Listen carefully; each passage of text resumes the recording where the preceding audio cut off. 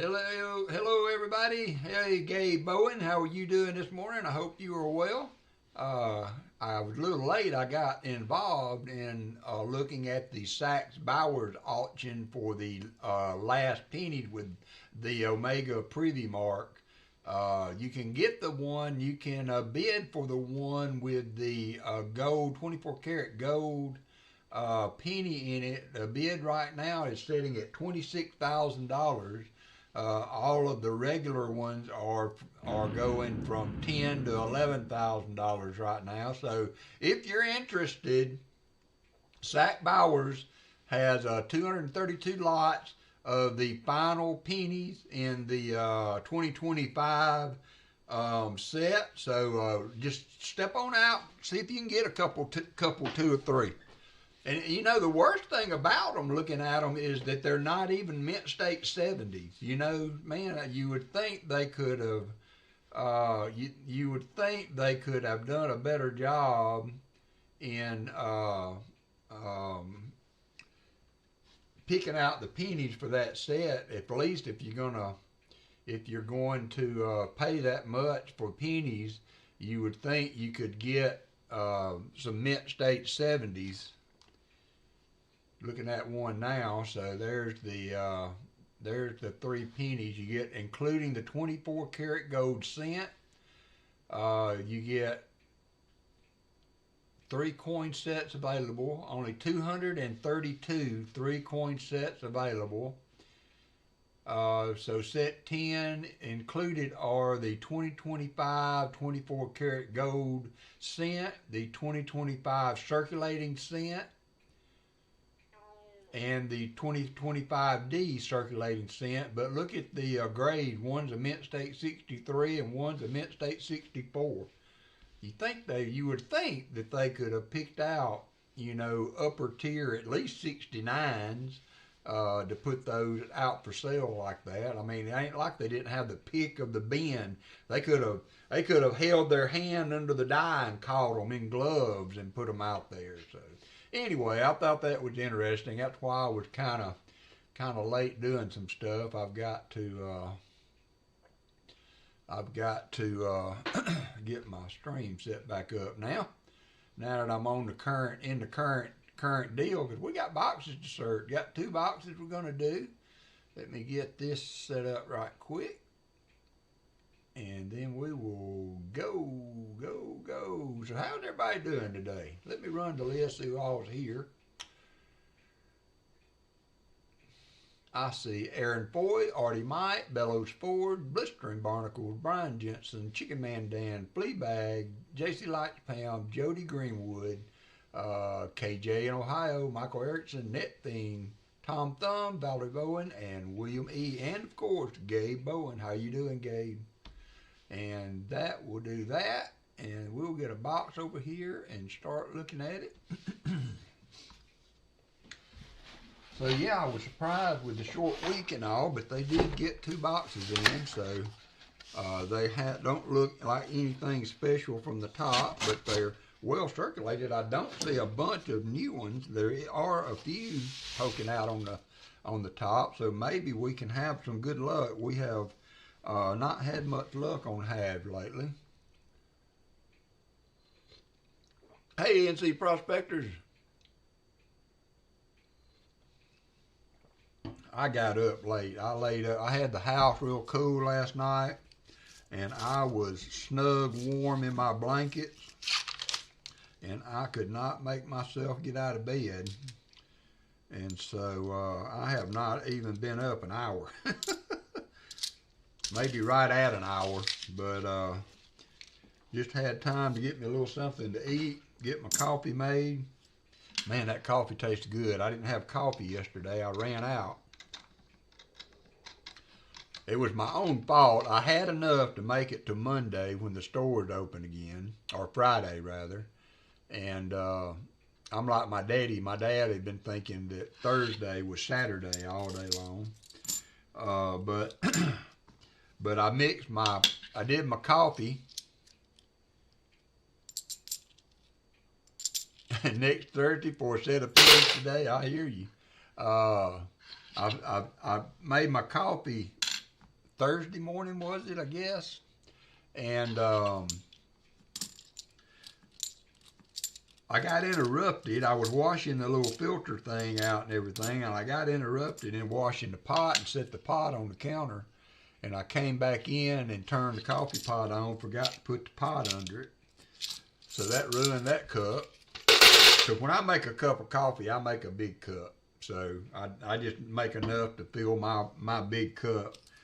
But it had grounds in it, and then the pot wasn't washed out good either. Last bank to order for me just said no. And yeah, playback, I had the same thing happen to me this week. I was down to one bank that was letting me have pennies, and she said no more pennies. So I am now officially out too. Out of pennies. I sent 3 boxes to Jim Cantor. I sent 3 boxes to Stan Horn. And I've got probably 3 or 4 boxes on hand now.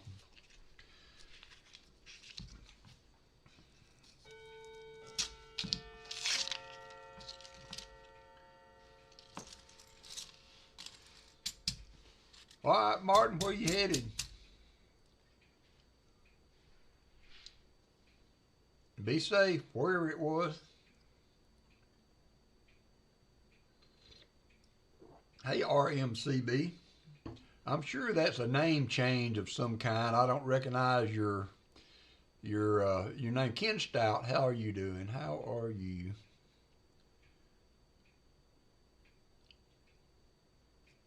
I think B8 was there's the old gas man. How you doing, Kevin? I missed a few there. I think I saw B8 was in the Discord this morning. Yep, he was in Discord this morning, so I'm sure he's fine, just not made it into the stream yet. We're on the road. Okay, I see that now, Valerie. Y'all be safe today then. Coin Silver, how are you doing? Rob Wenzel, hope you're feeling better. I peeked in earlier before the stream got started to give it a like, and I saw you had mentioned there's a 2013 NIFC. I heard that you had mentioned that you were going through the seasonal yucky feeling. I've been kind of fighting it too. Started taking some allergy meds over the last few days that have helped some during the day. So hope you are feeling better or will be soon.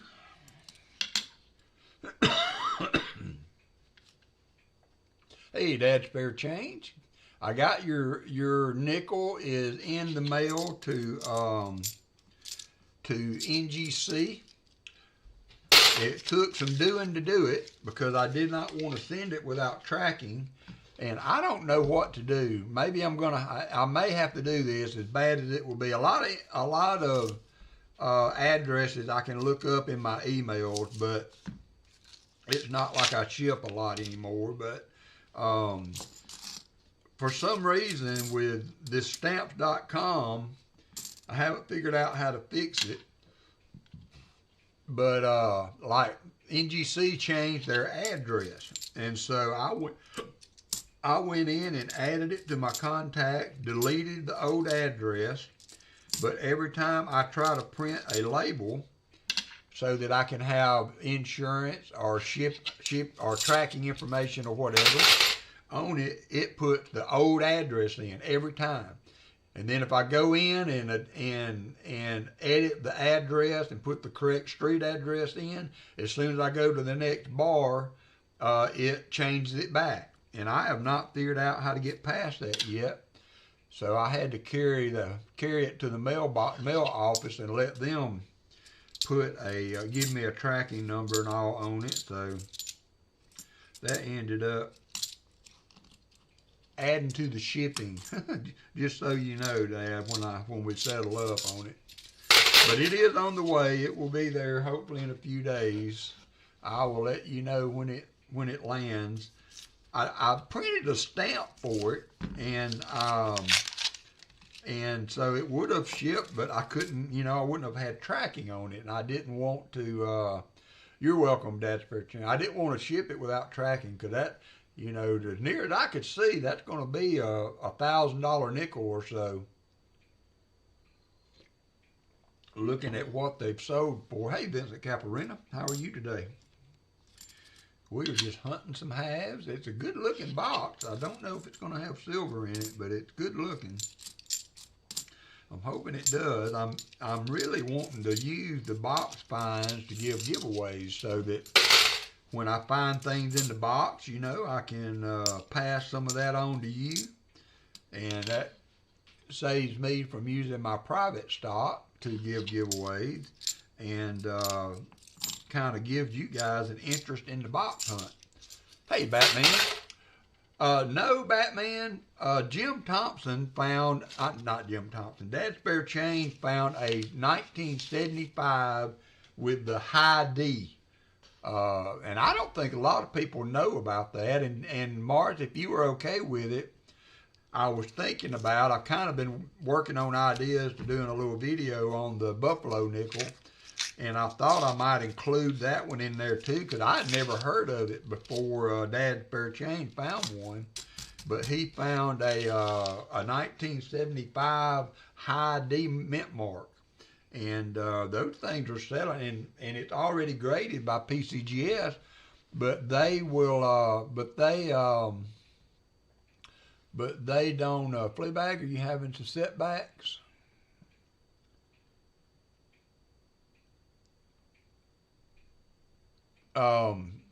But they don't recognize, yeah, they don't recognize that. Hope the guy didn't send it to PCGS because they don't recognize that error or variety. So NGC is where I'm sending Dad's, and I verified that they do recognize it. So okay, Fleabag, thank you, my friend. I'm thank you for keeping us abreast so that we can pray for you. And keep you in our thoughts and prayers. I'll put you back on the church prayer list also. I will reinstall you on the church prayer list also. Yeah, I don't think a lot of people do. You know, I see all of these, you know, I got all these ideas, but I don't know how to do them. You know, because like in doing that nickel, I thought about doing just these little headlines across the screen, you know, super valuable nickels, this and this, because you see all this clickbait all the time, and then come back after that, you know, is it really possible to find super valuable nickels or coins in a coin roll hunt? Well, stay tuned to find out.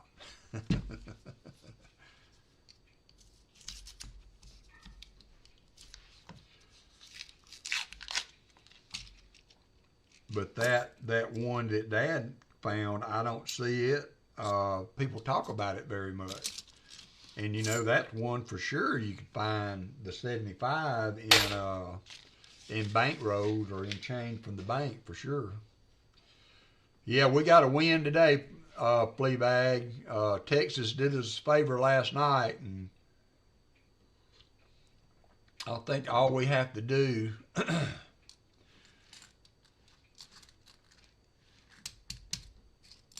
I think all we have to do is win to make it to the playoffs. So, but that can be a big task. We need to. I just hope we win. I'll be watching. I watched the Texas game last night. Watched some of the other stuff too.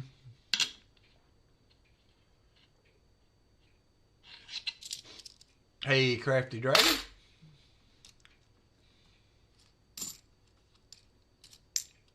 $71D.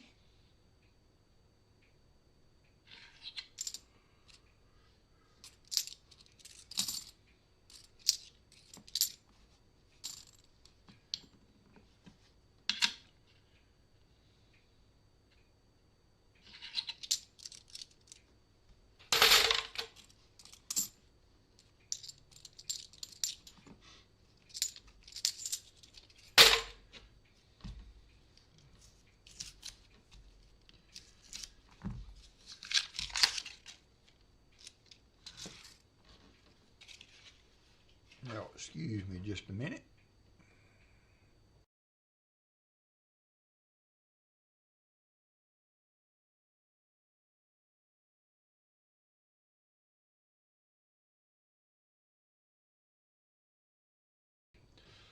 All right. I saw that Paul was on last night doing a nickel hunt. How did he do in the nickel hunt? Did they find anything nice? And then Rick will be back on tonight. I think the last, he probably sold it by now, but he might have one box open if somebody's interested. And then Copper Owl will be on tomorrow.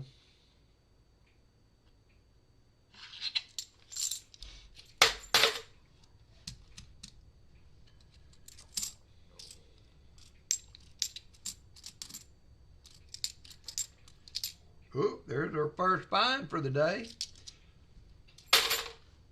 Can you see it? That's a pretty old one in nice shape. That will be part of our giveaway for sure. I don't know how many of you like the old Balboas, but we got a nice Balboa. I mean, it is super nice, and it is from 1975. 1975 Balboa. Hey, Crafty. So that will be part of the giveaway. Let me jack the scope up here. Man, I still have not gotten around to fixing my scope button.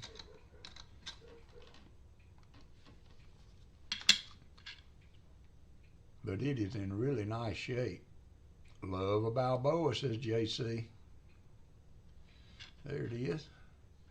I mean, it is super, super nice shape. There's the reverse.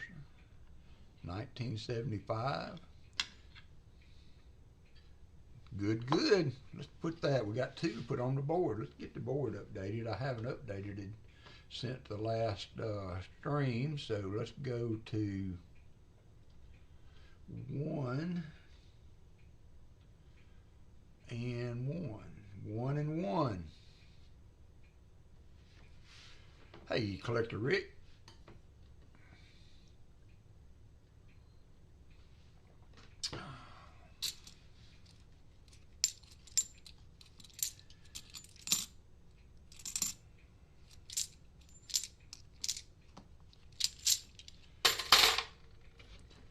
So have everybody been staying warm? It's been, I had a fire last night. I really wasn't planning on putting one together, but Hannah asked me to build a fire. She thought that they might get off early because things were kind of slow, and they didn't. So I ended up burning 4 bundles of firewood, waiting on her to get home to enjoy it. So I had to sit there and enjoy it while I was waiting.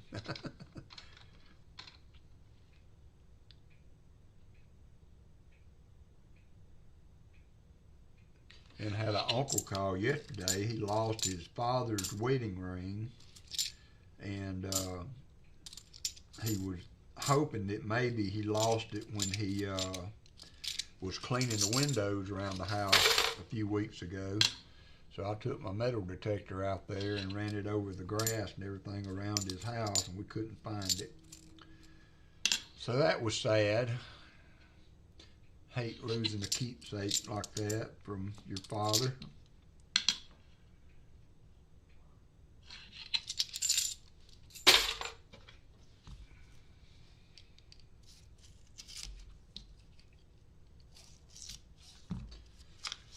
So I didn't see that. How did Pa's just started snowing there? How did Pa's 2002 NIFC. How did Pa's nickel hunt go last night? 2013 NIFC. Hey, Anfield.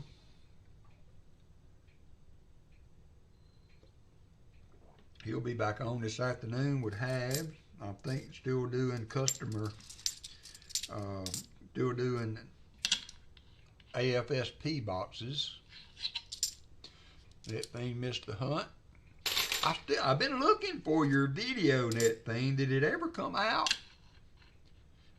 Did it ever come out? Or is it not going to?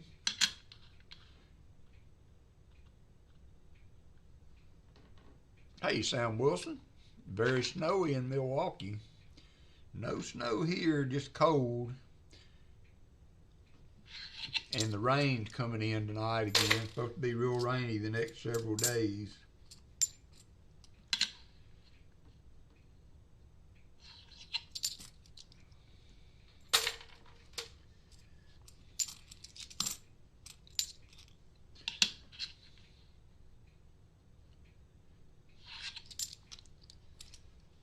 It's in the 20s last night. I woke up this morning to upper 30s. Right now it's like 49. Think so. If it's updated, 49 degrees right now. That's cold for us though.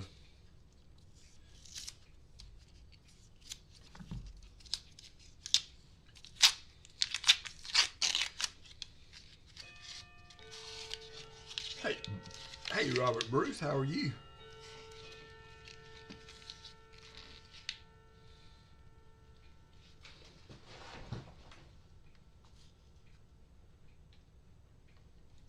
Oh yeah, that's what I've been seeing. Y'all have been getting clobbered with the lake effect snows. How's things in your neck of the wood, Chicken Man? Has Shelly been on? She been busy? Hope Shelly's okay. Don't think I've seen her name in the chat yet. Segment 1. Fleabag, have you heard from Sir Benji lately? Is he still doing good? Hope his eBay store is profiting.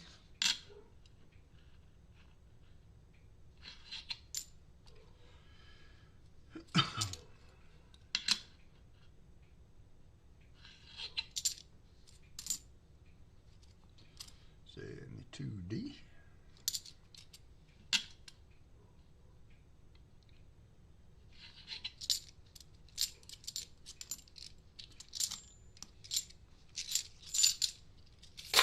Uh-oh. Collector Rick hit the slot. Okay there. Well, I'm sure you've had your own concerns there, Fleabag. I'm sure. I'll shoot him an email one day this week. I'm sure you've had your own concerns.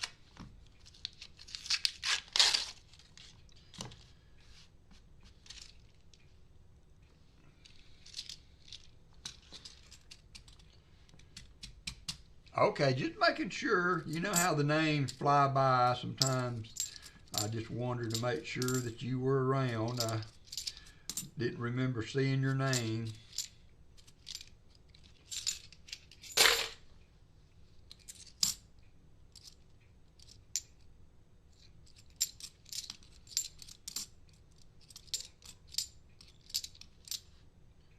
$71D.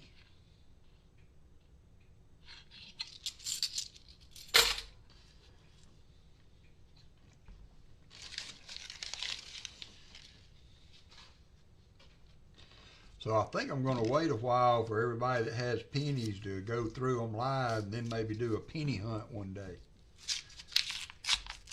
Because I don't think I could do a whole box. It would be one whole stream would be a box.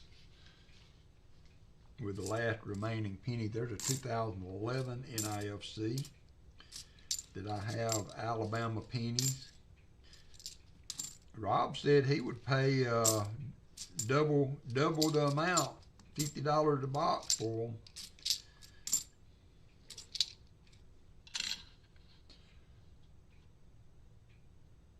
On his stream the other night.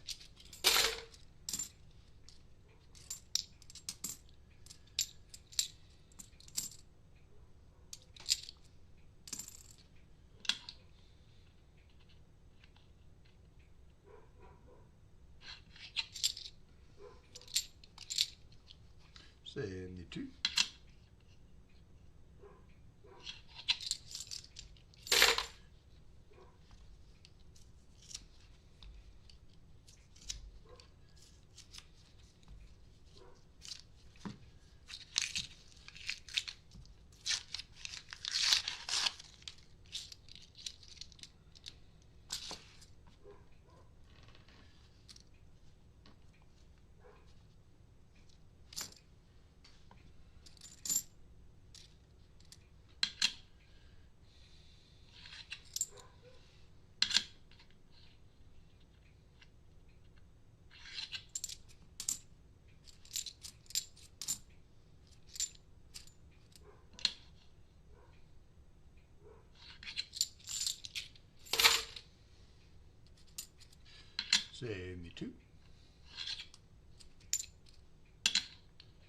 Come on, box, spill it, says Valerie.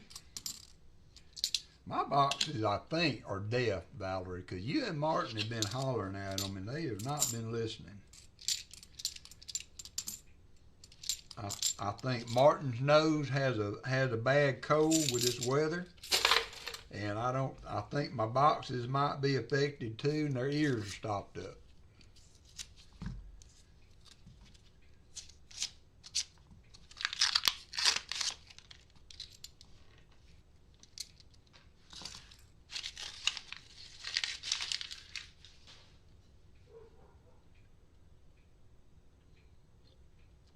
But I tell you one thing, this coffee is good. All I had was Diet Mountain Dew yesterday, and it just is not the same as a hot cup of coffee.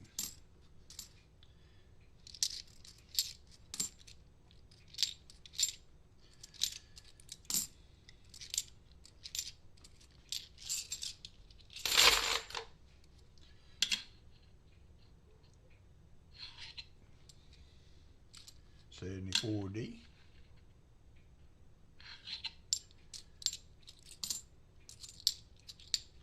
$71. Coffee. Well, that's generally how it works. I finish the coffee, and then about an hour later, I do a Mountain Dew, and then I try to cut it off on the caffeine for the rest of the day. After that, I'll drink water. I drink a Diet Dr. Pepper, but I know it's got caffeine in it, but it's not as much as the others. Not as much as the others, so I kind of sort of cheat. Hey, Otis. Kind of sort of cheat on the Dr. Pepper.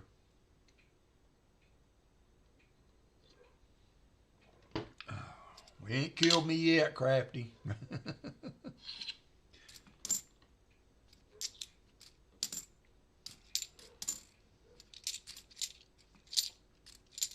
$72.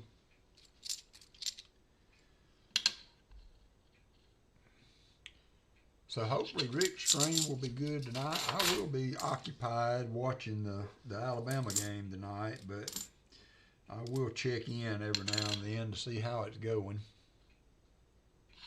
See how it's going. Looked like he was making some progress on his house. I imagine there will not be a person. Yeah, I just don't know. People in Alabama, I don't think they hoard their silver a little more than the other states, because I know I had that one box one time, but it is not very often since that one box that we have ever really done super good. We've had probably 20 finds or something like that in a box. That would be a monster box these days, but as far as just running into one of those like we did with Rick that time has not happened. And I'm searching Loomis and Brinks, so these are Brinks boxes, but I searched 2 boxes of Loomis this week too. They were not didn't have silver in them either. They were circulated really well, but no silver. Had a good mix of new and old coins. All the things you point to, and say that's gonna be a good box.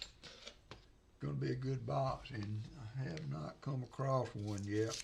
And I was like, I'm not hunting for the mega load. You just like to see some. Although just finding a Balboa makes me happy. Just finding something that you would not have ever found if you had not been looking through boxes. That you just would not have ever found. That would went under the radar.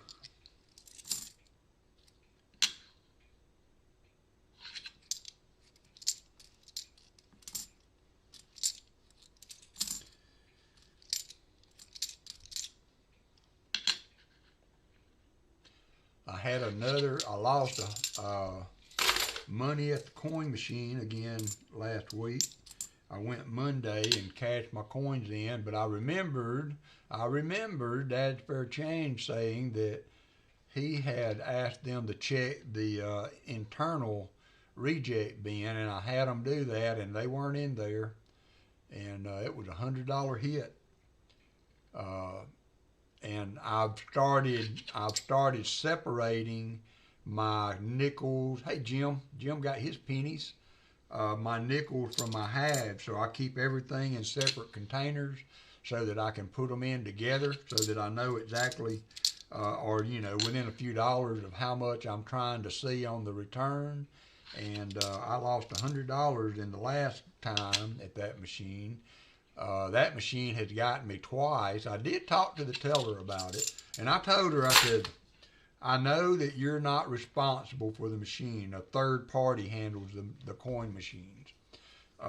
So I'm not looking for blame here. I said, but I told her that I got a friend that had this happen, and he had them check the inside bin to see if there was anything there, and was able to recoup some of his coins. But man, that thing was clean as it could be. And so I did ask her if she could mention it to the guy that cleans and unloads the machine. So mine doesn't have bags. It has a big box under there. Everything goes in that one box. And when it's full, that's it. They don't change nothing out. You have to wait for the company to come through and change everything out. So I know I was with Chuck up at his house for a few days, and we took coins back, and that was when I found that 50D at Paul's house. It was so funny. But we ended up taking all those coins back, and they had to change that bag out 3 or 4 times for those nickels, because we were flat out dumping some nickels in there. But and so every time it would fill, they would come change it out, and he could keep going. But for me, at my place, they don't have a bag. They just have a big collection box, and when it's full till the guy comes back and changes it again. So I didn't eat my granola bar today. I knew something was going wrong. I got interested in looking at those pennies and seeing what they were going for. I mean, I wonder if the gray sheet has those pennies listed yet. I'm going to look.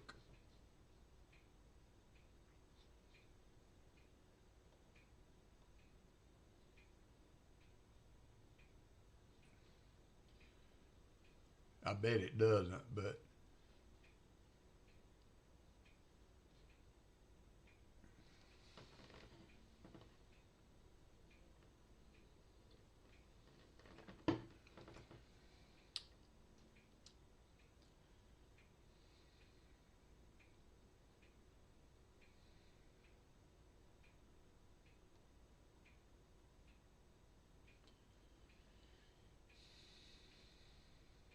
yep, got 2025s on there. 25 cents. So right now, at the lowest, they don't have a price. They do have the Omega cent on here. They don't have a price on it. But a 2025D Mint State Red right now is selling for, in a Mint State, 68. Maybe that's why they didn't have any better mintage in those pennies than they had.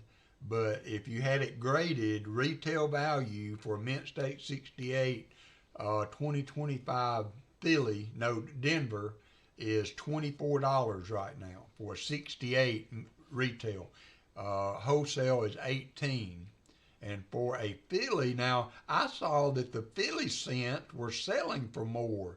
I was looking last night on eBay, and the Philly 2025s were selling for a few $100s a box more for those people that were buying them than the other. So it's the same price here, Mint State 68, high as it goes, and a retail price is 24 with a wholesale of 18. But they were selling on eBay. Man, I was looking through some of those, and those crazy things were selling for crazy money. I mean, crazy. Anywhere from $500 to $1,000, anywhere in between. Some were selling for $750, some were selling for $1,000, some were selling for, but the peas seem to sell for more than the Denver. So I haven't, they don't really, to my knowledge, they have not released the final mintage on the penny, so I don't know if people are anticipating that being a low mintage or not.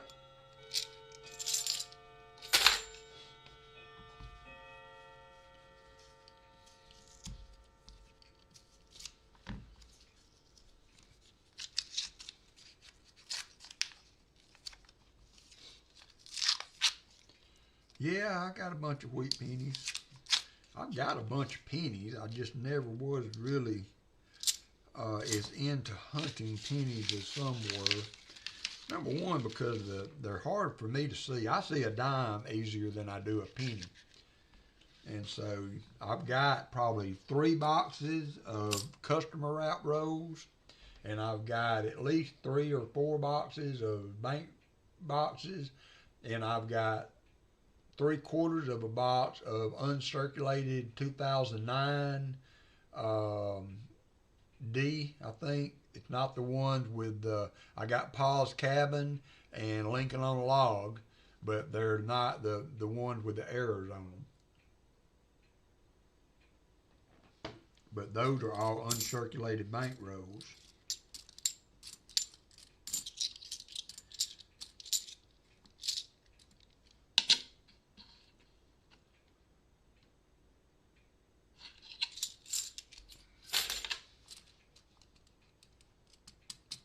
Well, they're not listing it on Gray Sheet yet, Jim.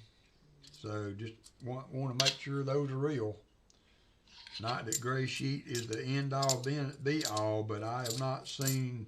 They're not showing a graded mint above 68 on Gray Sheet yet. And that's all I have to go by. So.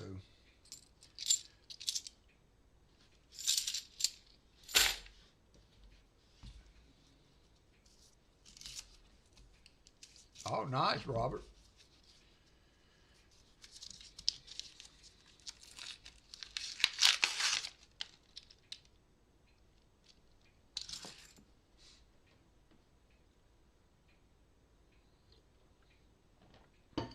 My grandfather clock is out of kilter.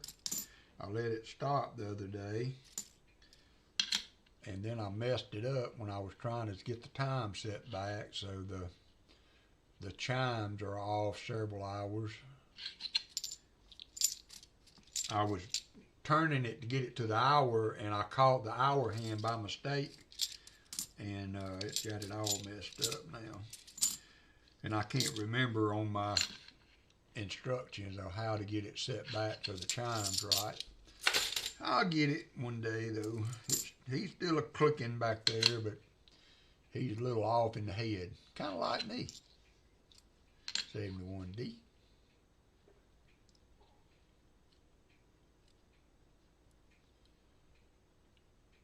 Yeah, I don't know who is EDC plug.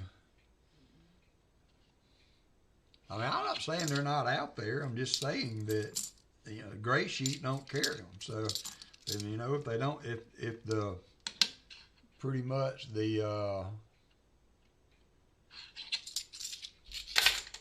authority on grading the coins, it doesn't show a 70. So that could be out there. I'm not disputing. I'm just saying Gray Sheet don't show it. So by that, I would say that maybe they don't have one. But if they do, they do. I mean, it's really not anything I'm going to buy, so I really don't care. I was just stating as far as what the Gray Sheet was showing.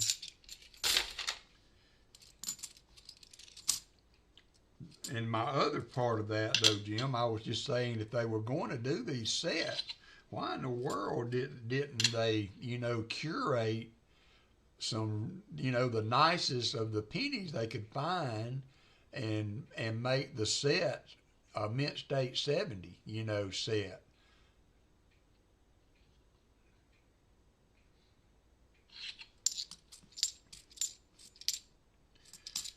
That was what I was saying. If they were, and then I noticed that gray sheet didn't show a 70, so I thought, well, maybe they haven't graded a 70 yet. But you'd think if the mint was doing a set, man, I would have handled some of those with babies' gloves, kids' gloves, and tried to get the best ones I could get to put in that set. I mean, I don't guess it matters. They're getting $11,000 right now for mint states, for a mint state 63 and a mint state 64 in the circulating cent. And the best they could do on the 24 karat gold cent was a 69. So me too, that should have been a 70. These are PCGS graded, I believe. Yep. Although it doesn't say that. Looks like a PGS stamp though. Yeah, it is. I see PCGS in the top corner now. It's definitely a cool cent. I'm not saying I wouldn't want to have one.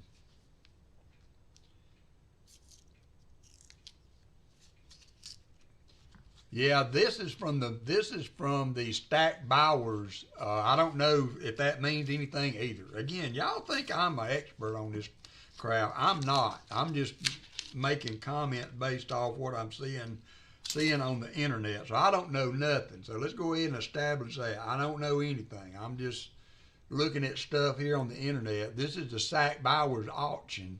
So I don't know where they got these, if the mint put them aside or what, but it says they are the last of the last circulating cents, and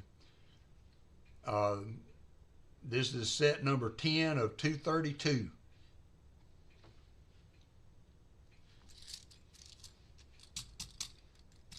Yeah, I guess so. I don't know if this was the mint doing it though, or that's what I don't understand. Because if the mint was doing it, they should have. I think they could have. They could have done a better job in getting some really good ones. And maybe they do have some, but they're just, those are going to come out later for super prices.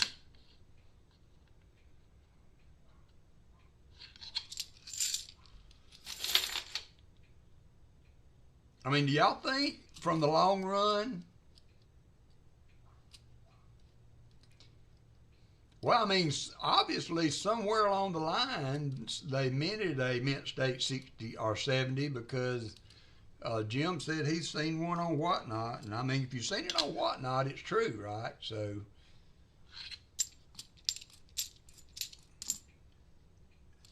I would have thought that they, knowing that these were going to be the last one, because they knew it before they told us about it, that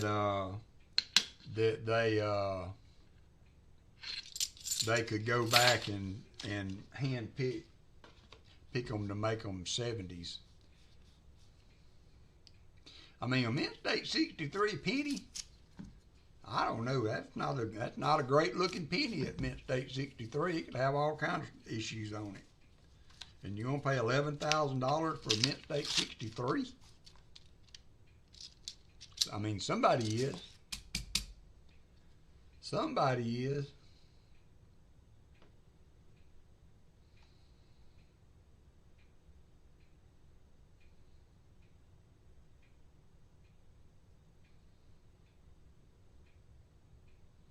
Just 232 three-coin sets with the Omega Privy Mark were produced for issuance to the public.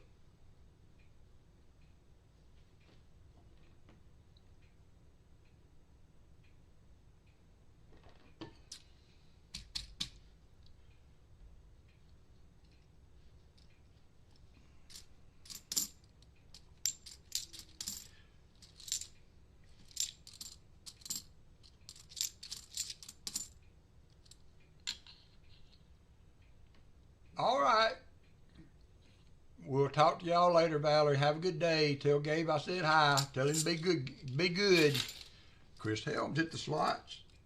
72D.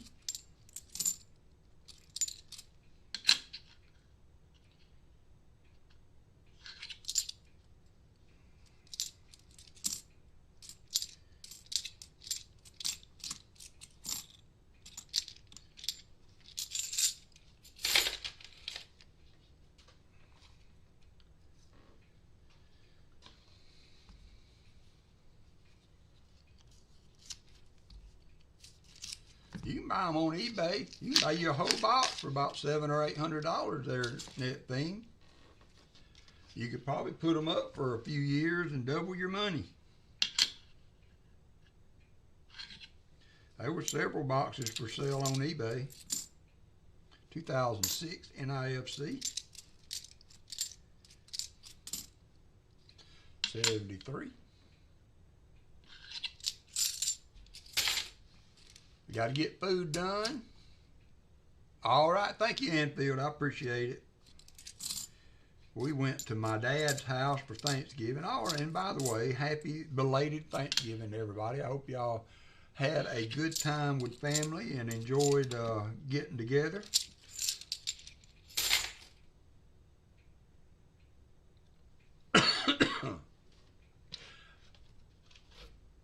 Do I like being the host or the guest when hunting?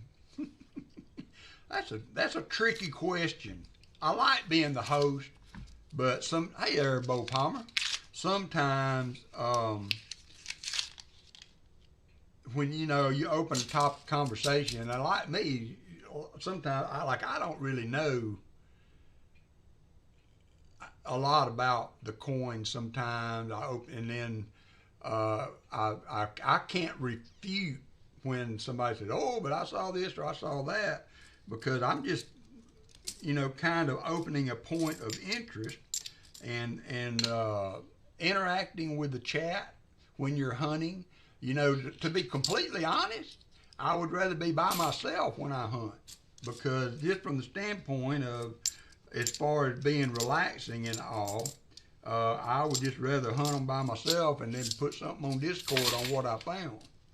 And so this is just entertainment, for the masses and what have you. But ideally, that is the best deal. Second best would be hunting them with y'all, especially with no expectations for the giveaways and things. Because for myself, I just have felt like the boxes are not worth buying anymore. And so in having stopped that, there's no income for doing giveaways. And I was hoping that I would start hitting on some good boxes that would have some stuff in it. And then I could use that for giveaways, and I would have very little output then, which is fine with me. But the boxes have just gotten cold as ice. So it's not even, I can't even make it interesting that way. So I don't know. I started this whole thing when Allison was here with me. Me too. I like cornrow hunting. And the reason I started it was because it gave me something to do while I could stay at home and care for her. And so that's what got me started in the roe hunting. Of course, I saw it on YouTube. Rob Finds Treasure and all that. And then I got in with Pa, and Pa just made it look so fun. And so next thing you know, I started a YouTube channel. And we have done really well, and I have appreciated all you guys. And I still like to hunt with all you guys. But I'm just started, gotten to where I just don't think it's a money-making thing anymore. Never was for me, even on the auctions. Most of the time, I was selling coins and eating the shipping. So I'm really just trying to get back to hunting coins. That one looks odd. There is a plated 1984 with a stamp on it. What does the stamp say? Stamp says 1960 to 1980. There's no way y'all will be able to see that. Let me take some light out of the situation.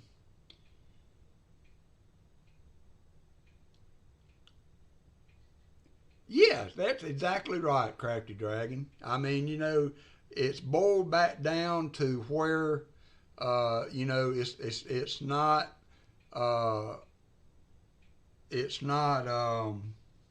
just a push for giveaways or whatever. It's just a place y'all can hang out every Saturday morning. Yeah, Counter Strike, that's what it is. Y'all can hang out every Saturday morning. We can hunt coins. If I find something, I will share it with you. And if we don't find something, well, that's hunting, right? So it's a 1960. Let me see if I can go in a little closer with that. But it's plated. But we will include this in the giveaways too. 1960 to 1980. Somebody's counter stamped it. A 1984, and it has some type of plating. I also found I found a magic coin. Hey, Shinbone, how in the world are you doing? Jumping from college game to college game. Notice you find it. No. I think you got your channels wrong there, Shinbone, because we ain't found silver in quite a while, but I appreciate you dropping in between games anyway. Good to see you. Good to see you. I found a magic coin the other day, and I used my bang ring and got one corner of it open, but it is glued. I haven't been able to get it open anymore. So anyway, all right, we got the this counter stamp coin. We'll put that in the giveaway too. And we found a Balboa a little bit ago. Nice Balboa, 75 Balboa. But I hope you're doing good, Shinbone. I appreciate you stopping in and saying howdy do.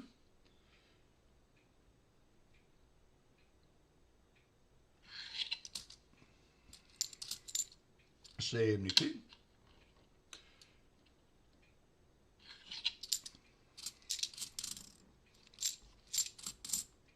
2002. I'm gonna count those up in just a minute and get them back on the up and up.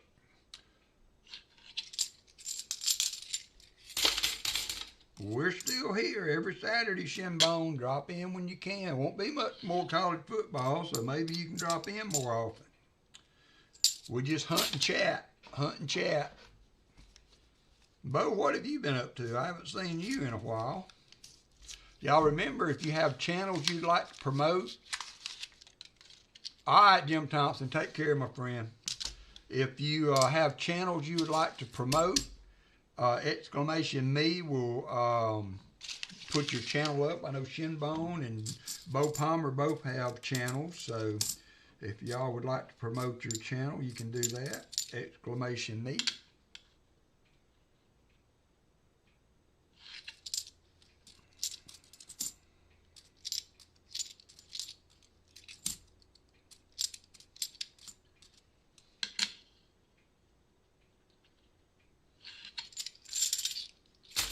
New career, driving school bus, so not a lot of time to do anything. Man, I'd be wanting to hunt coins more if I was you, Bo. I would think I'd be pulling my hair out after a day of that. I remember how I was in school on the school bus.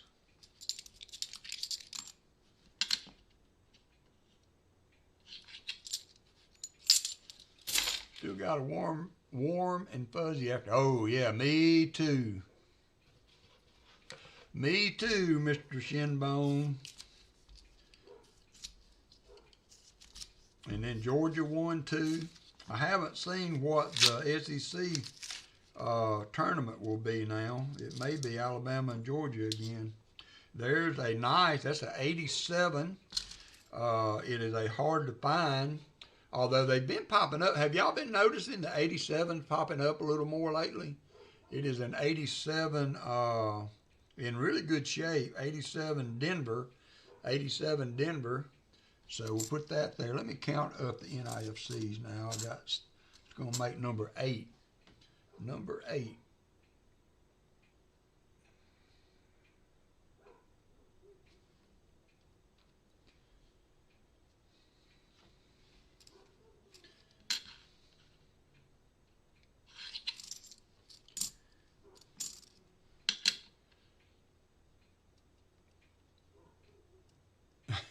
All right, take care, Shinbone. Thanks for dropping by, brother. Thanks for dropping by.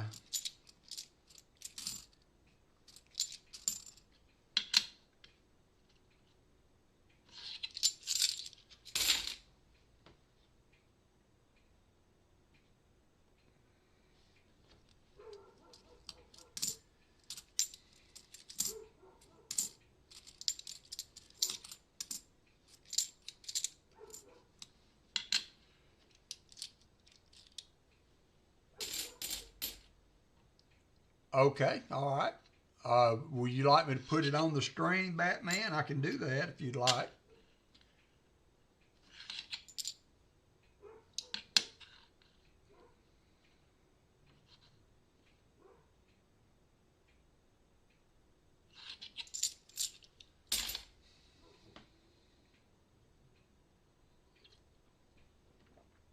All right, let me see if I can pull up Batman's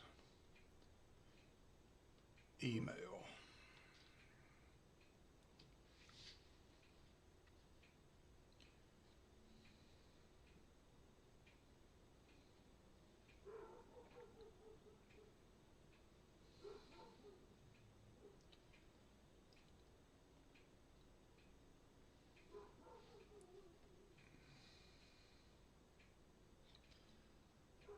All right, I'm going to put it up. I wanted to do this anyway. I had some ideas in my head about doing something for Christmas. I'm not saying I'm going to do it, and I'm not even going to say what it is yet, but thought about doing something for Christmas that would require me maybe to show a picture through the email, and I wasn't sure if you could see the email behind it, and I think you can, so I don't know if I can make that bigger so you couldn't. So I'm going to be honest with you, Batman, in my opinion. Hey, PTF Stacking. Woodworking outside today is chilly, and I'm finishing up coin row hunting at my table in my office. That's cool. I say that that's been plated, if just my opinion.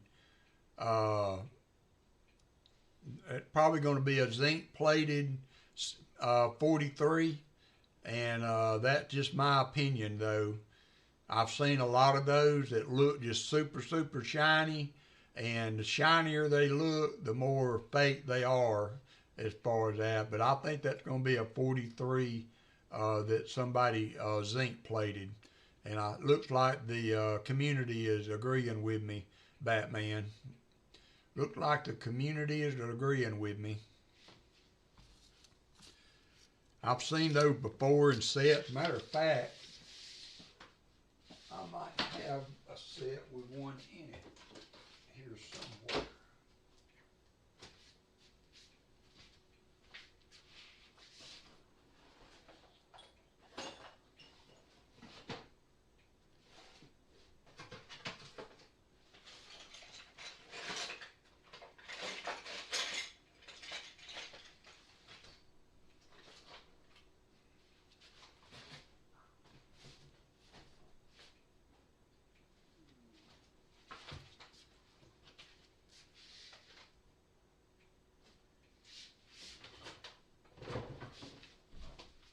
Yeah, I don't know what I did with it.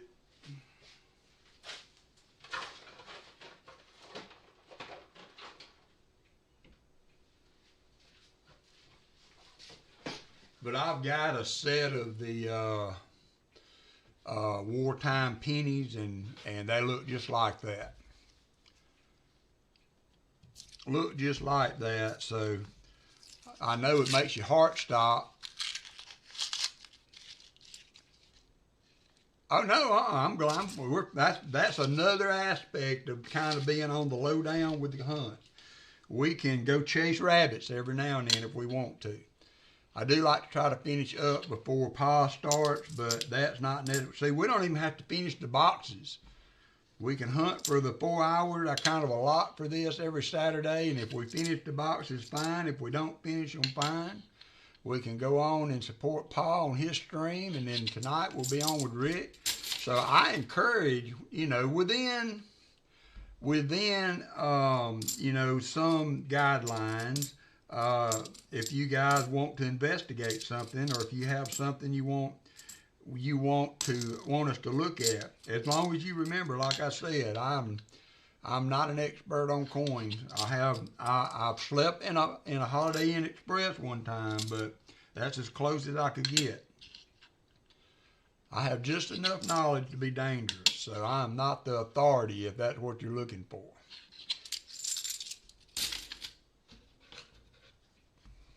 But yeah, I encourage us doing that kind of stuff if there's things y'all want us to look at. But it's very rare. That's why when we found that nickel that night, y'all were saying, "Oh, it's a 8/7, Bob. That is awesome." And I was like, "Yeah, well, okay. I don't usually find things. Usually when I find something that I think it's something, it ain't something." So, all right, Robert Bruce, take care, my friend. And so, you know, it took some convincing before I started looking into it seriously, because I didn't know. I had no clue that was a thing. Now, I am trying to be more diligent now when I do hunt coins. That I've got one of RFT's nickel mats, and so I usually make sure I have it handy. If I don't hunt on it, I've at least got the reference handy so that I can check all those things. But yeah, I had no clue. You guys started pointing that out. Y'all were teaching me as you go. Now I've looked at it. I've looked at it a lot since then, and I still don't think I'm an authority. But starting to learn how it happened. You know, that was the thing with me was how it could happen. You know, and how many are out there. I think there was something like in the neighborhood of 8 million of these nickels minted for the 1918 year, but of the one that had the error, for the die error, only about 100,000 of those, I think, out of that 8 million. And then of that 100,000, imagine how many don't have a date on them anymore.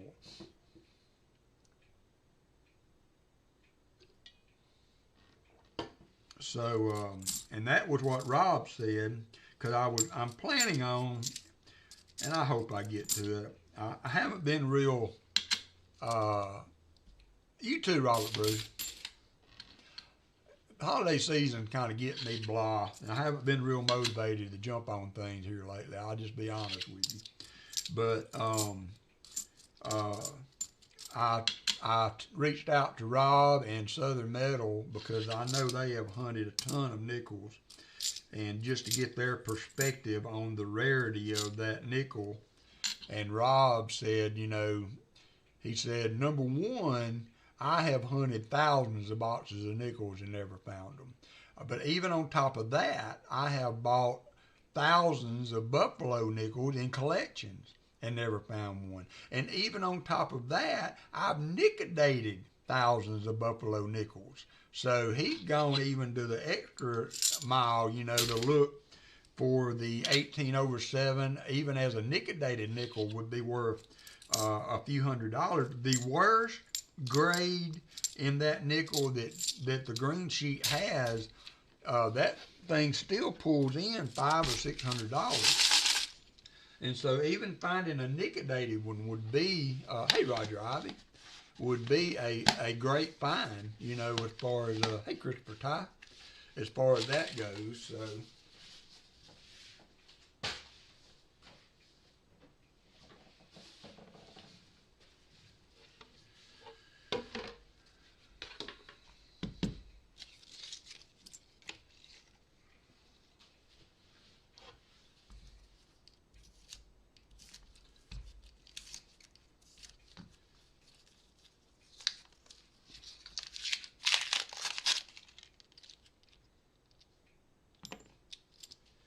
$20.21. Oops. See?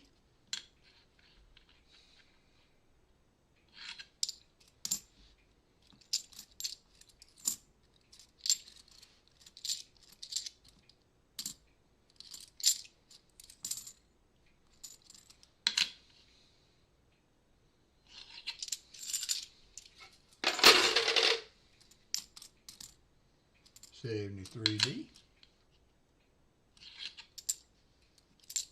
71D,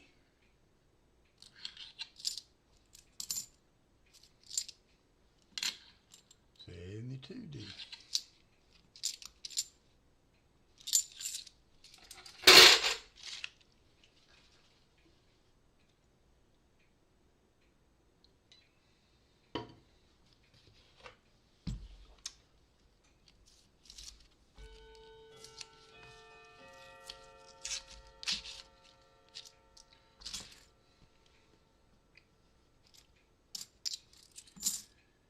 71,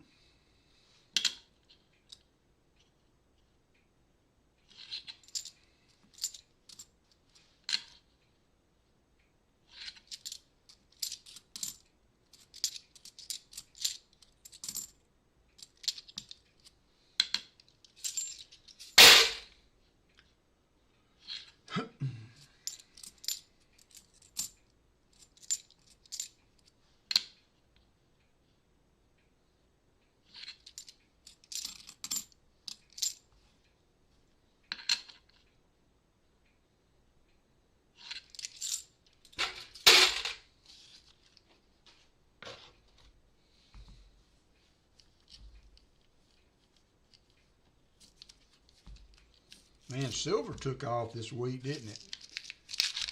What did it finish at yesterday?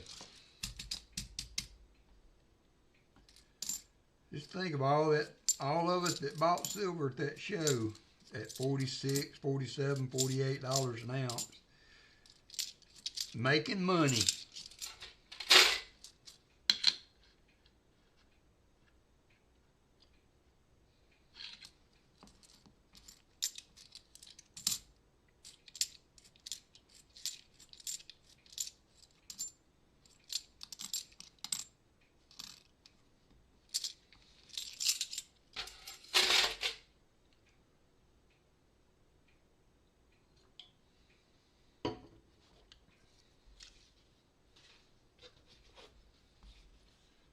Touchdown, Ohio State. That's not a good thing, though. At least you're being honest and giving scores to both teams, Fleabag.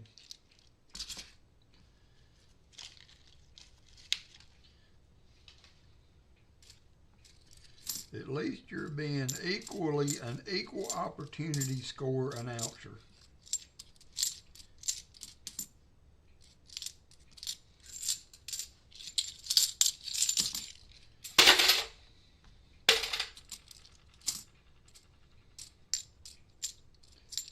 $73D.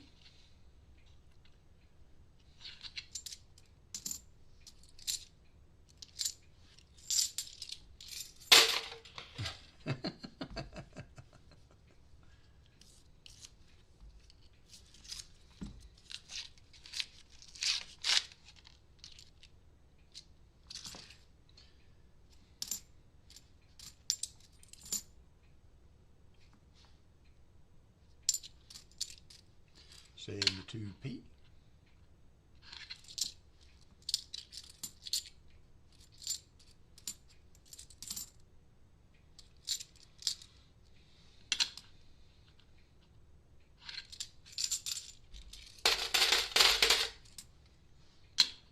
When we get that nickel redone, Dad's Fair Change, for you, they should give an estimated value on it.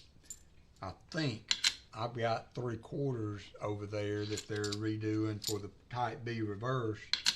And man, it sure is taking a long time, though. They turned that nickel around in like 2 weeks, and I still haven't gotten that. I still haven't gotten my quarters back yet. But I think they'll give you a gray sheet value for it.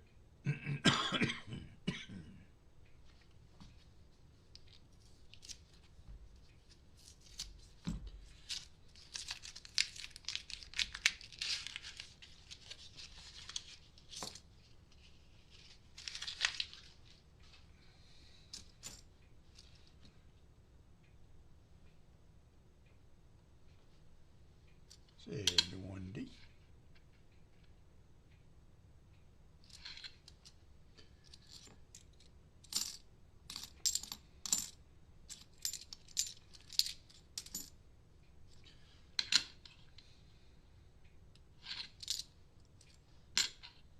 Some beautiful 74s in this bunch.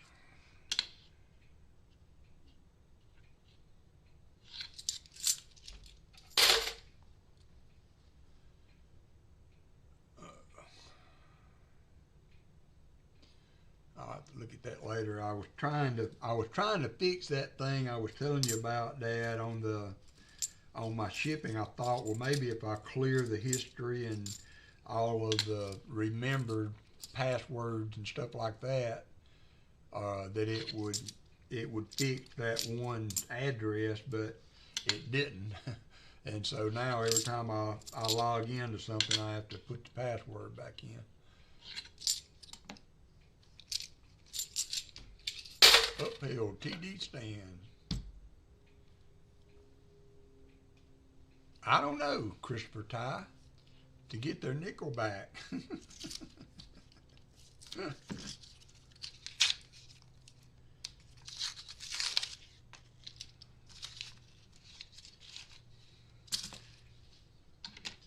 So Christopher, I see that you post a lot of currency on your channel. Do you have a large currency collection also, or are these just items of interest, or are they things that you have in your collection? Because you have some beautiful foreign currency that you post sometimes in your little short videos or your little videos.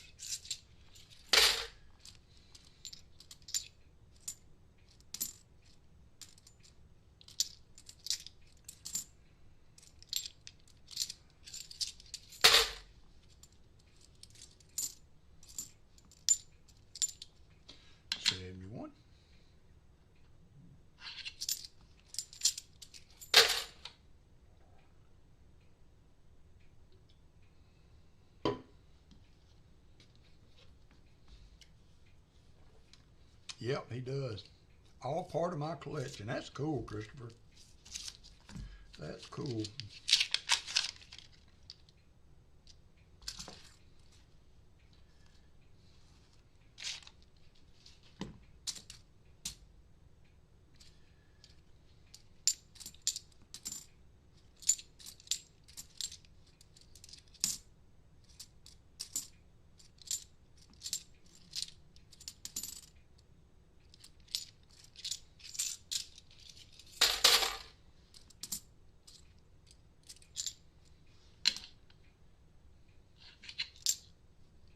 $74.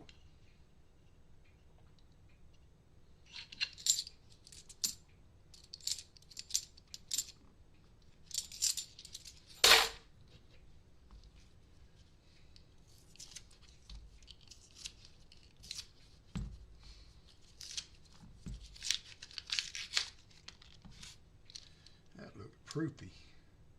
No, just a very shiny 2002 NIFC. Had a wide edge on it though. Had a really wide edge on it. 74D. How about them Cowboys? That's my dad, one of my dad's team. He likes the Cowboys and the Eagles, and he watches Atlanta. We don't have a professional team here, and slowly trying to get a coin or banknote from every country and state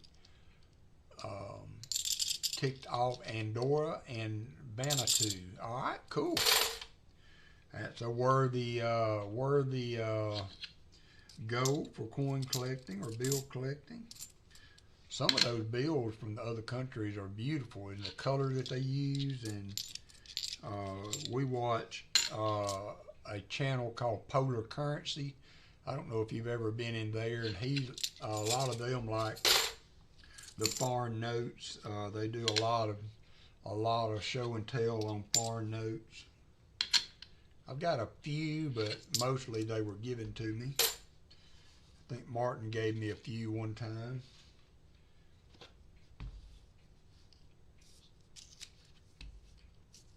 But if y'all have not ever been to Polar Currency, they do a round table. He started doing some live videos, and I'll be honest with you, I'm not really enjoying the live videos to this point. because they don't interact with the chat.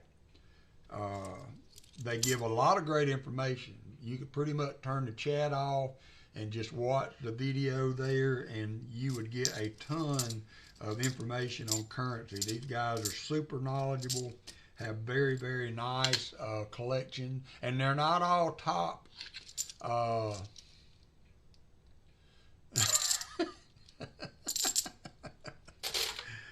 They're not, you know, a lot of their collection is not top line either. They're kind of like Christopher in a way.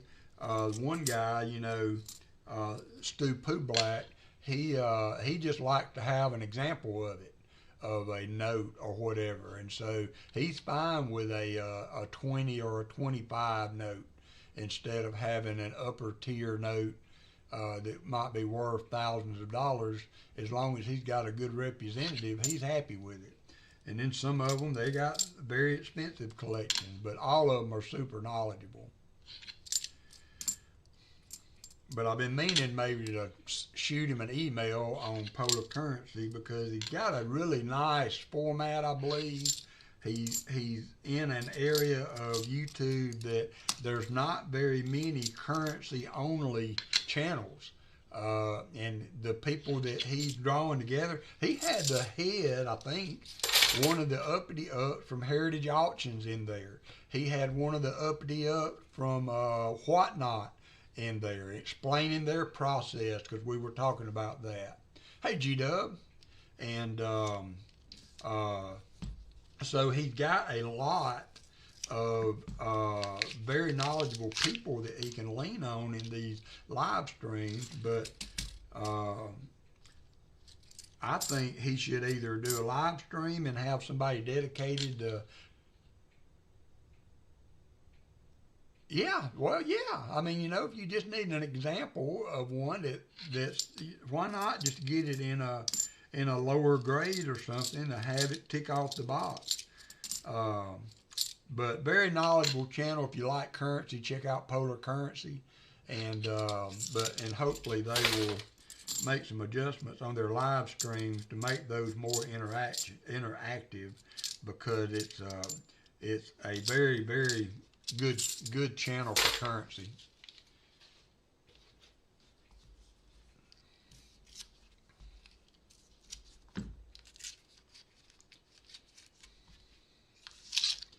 But you know how people can be. I thought about sending him an email with some suggestions, but I don't know him that well, so you know I don't want to step on any toes, because he's got a pretty nice little channel. I guess he's on par with me as far as subs goes, but anyway, you never know how that kind of critique can be took sometimes.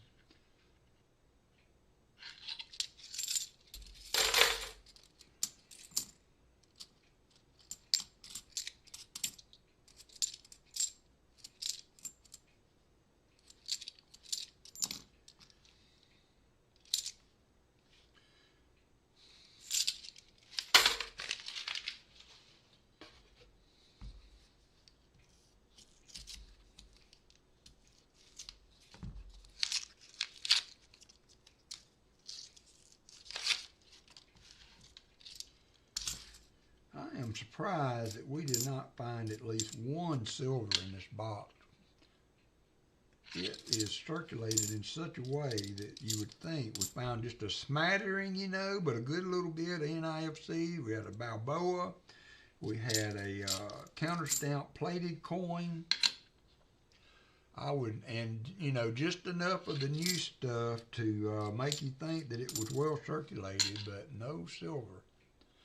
No silver. We got 4 more rows to change that narrative, but I was kind of thinking when I opened them, because I've been opening them as soon as I get home, because I'm not going to, I just don't feel the need to open the boxes on the stream if they're not for somebody. So why go through the trouble of opening and finding it uncirculated when I can just open it and make sure I got content for string, because I can always go nickels during the week if I need to.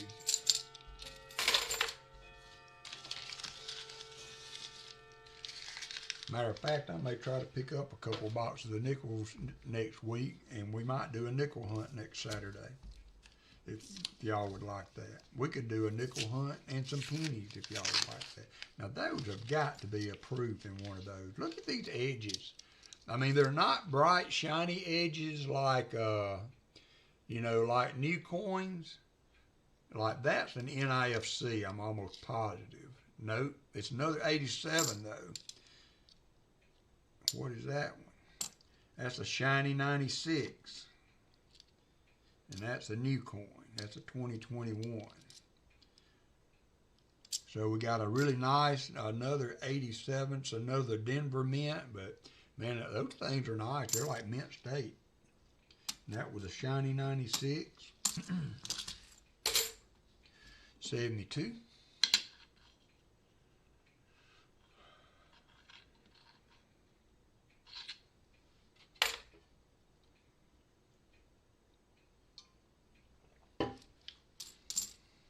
71, 74, 71, 71, 72,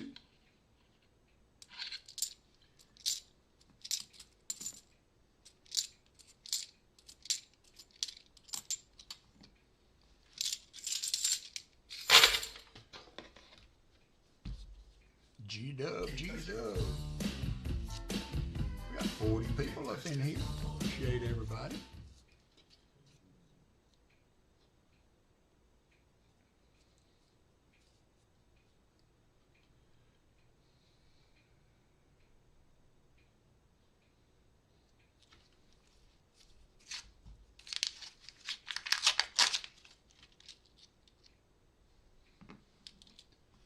(2013) NIFC. 10-9, Ohio State.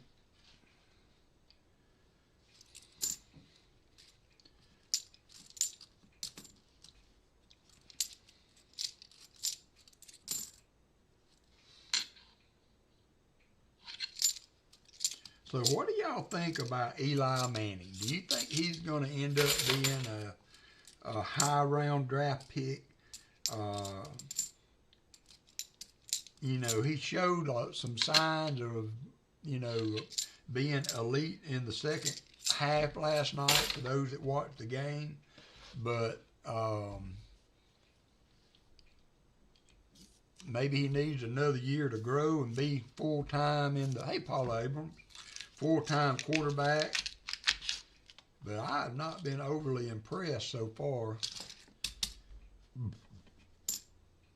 82p.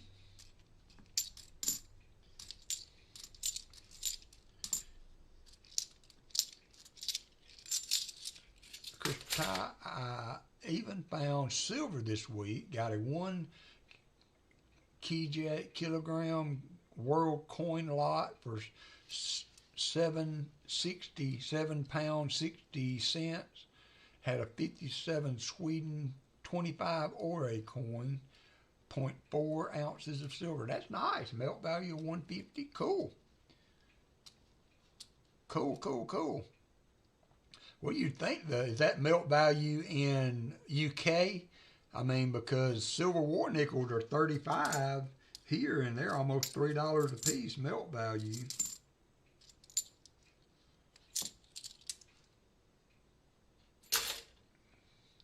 Anyone know a good site stream for woody pennies?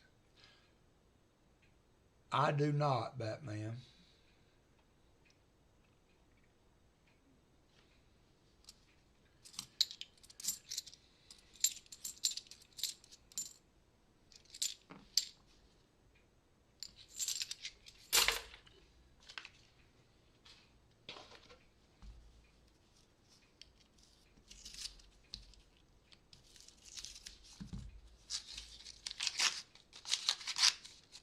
on lunch break. How you doing there, Rick? Found a really nice Balboa earlier, Rick. No silver, but Balboa and a couple of 87s. It's a super nice 1975 Balboa. Not silver, but it's not far off the silver ones. So that was the only cool find, really, in the first box. We still got one to go. Hope you're doing well. Is that extra box still available if anybody would like to get it? Or are you sold out now? I'm betting sold out. I am betting sold out.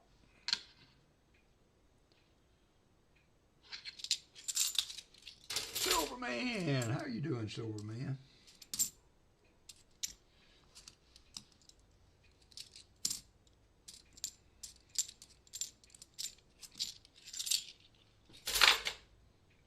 All right, I'm in.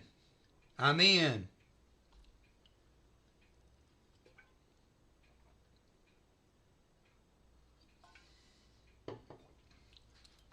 I'm in, Rick. I made it.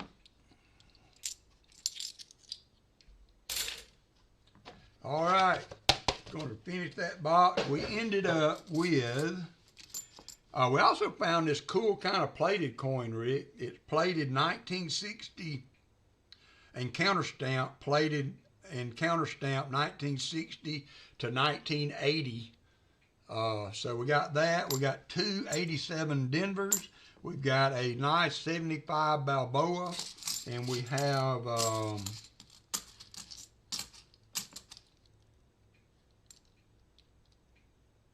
12 NIFCs. So let me update the board on that. Oh, actually, did I count that right? Yeah, there's 5 and 5 and then two 87s. So a total of 12 NIFCs and two miscellaneous. 12 and two miscellaneous. So all we need, you know, we did this last time. It seemed like we got the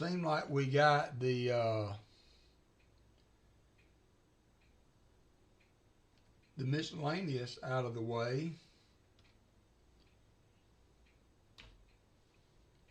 And didn't find anything to go with them. Sometimes the miscellaneous are the hardest ones to find. So we're going to get on into the next box. Hey, Deborah Waltz. Well, you can always take a late morning nap there, Paula. You can always take you a late morning nap. Here's the second box. It looks a lot like the first. I don't see as many new coins. Matter of fact, maybe only one new coin ender in the whole top half of the box. I don't know whether that's good or bad, but we will see. We will see. Yeah, Paul, you could always take a late morning nap. Sometimes I like a late morning nap. There's a 2023. I get in here working in the office, and Angus, he'll come in, and he is a barky dog, as those of you that have met him know. But he also he'll come up and just nudge my leg when he wants me to do something. And so sometimes I'll be in here working on something, or sometimes I'll just be in here watching TV on my monitors. But to be honest with you, and he'll come in here and nudge my leg. I know what he wants. He wants me to put my legs up, and get him in my lap. And he gets all stretched out, and next thing I know, we're both snoring. Those are some good mornings. You know, when you get old, you ought to have those mornings every now and then. Speaking of dogs, let me go let mine in a little bit. It's been cold outside today. I'll be right back.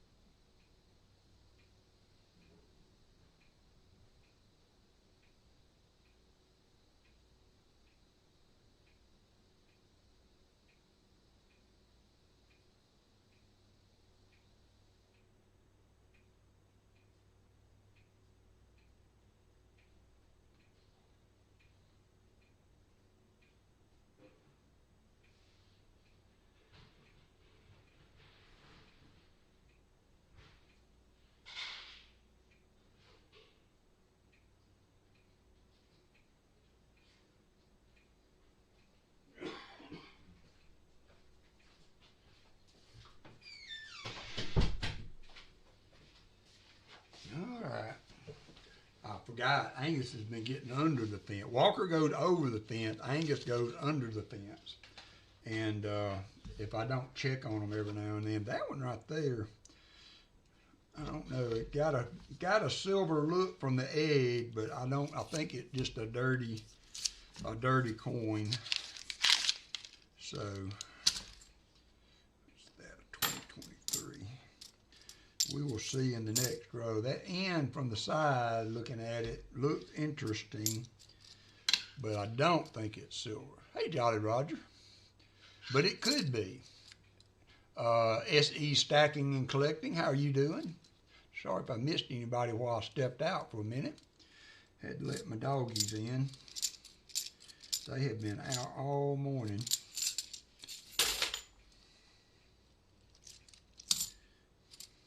$71D.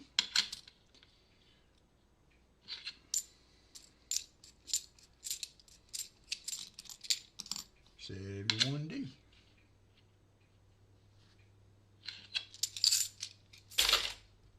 All right, let's see what this ender was. Fairly sure it's probably a 70s, just a dirty 70s coin or something, but you never know when you're looking at them from the end. They can fool you sometimes.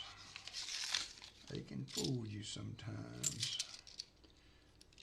Yeah, 72D. That's what I thought. That was what I was thinking. I'm sorry that I was right.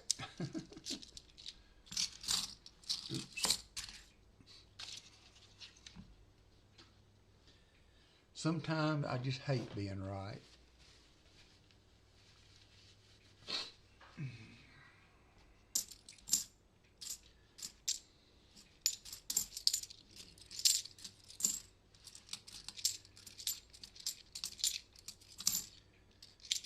Me too.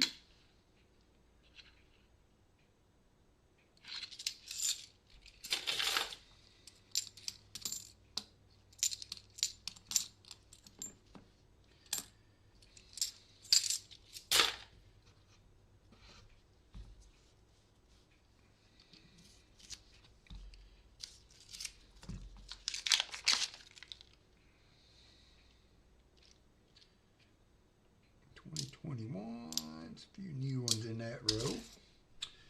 Few new ones in that row. 71D.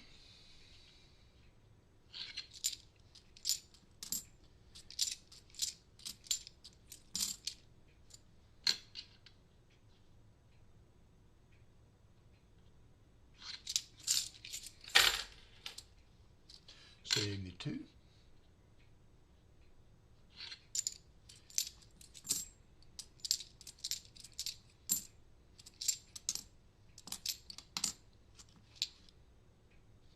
$71D.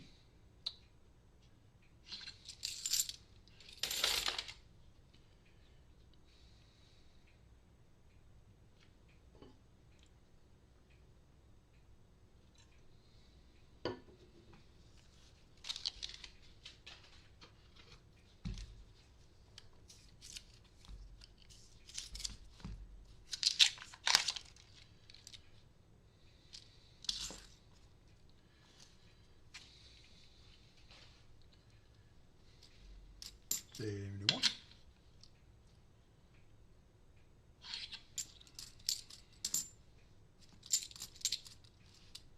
Shiny 98 from Denver and a shiny 94 from Denver.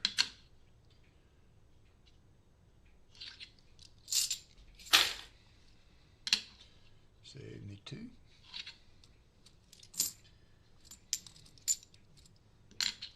You think that one reason maybe silver is not as prolific in rolls as it used to be is because now with YouTube and TikTok and everything else, there is so much information out there now telling those young people that never would have known the difference that there is a difference. And so now they're recognizing it and keeping it more often.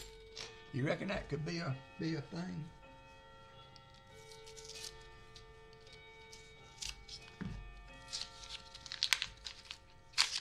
All right, see you, Paula.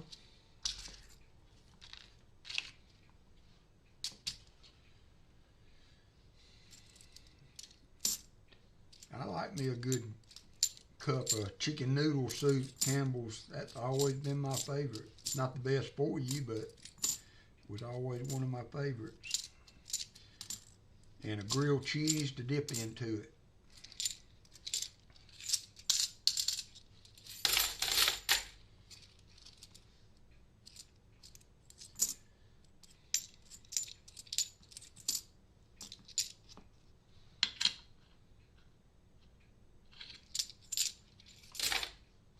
You got to have a good grilled cheese to go with it.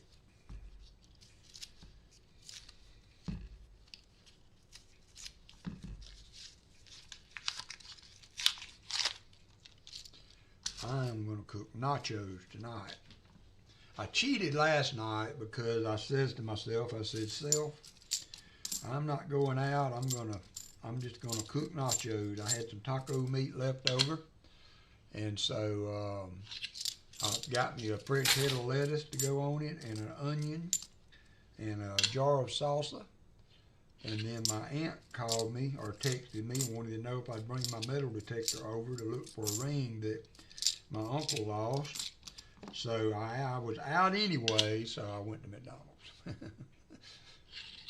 So it's going to be nachos tonight. I hadn't had my filet of fish sandwich in a couple of weeks.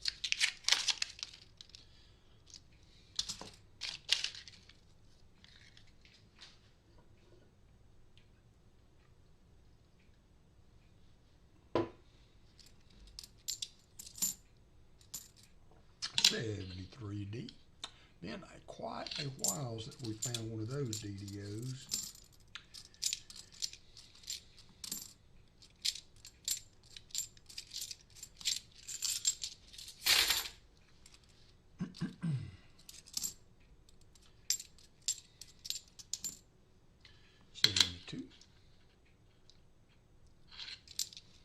M&M peanut butter, probably 3 M&M peanut butter.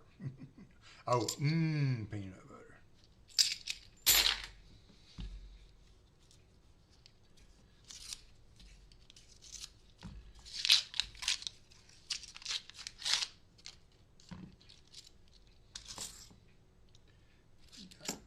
Shiny 96.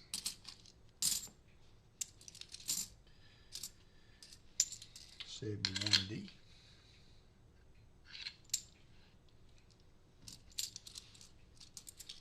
So when y'all hunt pennies, do you kind of like scope every penny unless you know it? Not one, not like maybe like a shield scent, maybe a 2014 shield scent that you know doesn't have an error or variety on it. But there are so many things to look for. I mean, I have the Cherry Picker's Guide, and I've got the pocket change book too. But you know, I guess the best thing maybe to do, like I've been watching this lady do puzzles. Have y'all ever watched people puzzle on YouTube? She was doing like a 9,000 piece puzzle. I think her channel is Karen Puzzles, and you know, for me, the way I always did a jigsaw puzzle was I got all the corner outside pieces, you know, went through and sorted all of those out and then started from there. But I couldn't do this, of course, but she sorts it by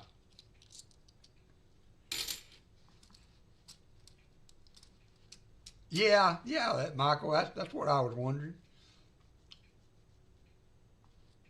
Yeah, she loves it, but she sorts it by color grading. You know, she gets all the one design or one color and spreads them all out, and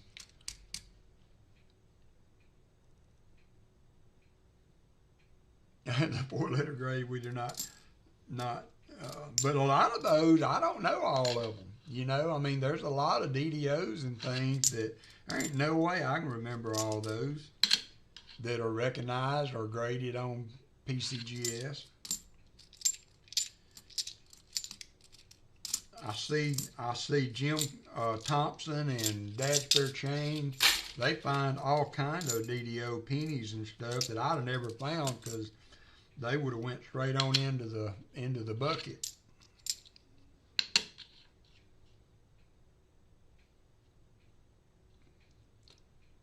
Now I've gotten where I like to put a book on tape that I listen to on that series that I've been listening to. I've already read them, but I like the book so much I'm listening to them again on audiobook. Karen Puzzled, yep.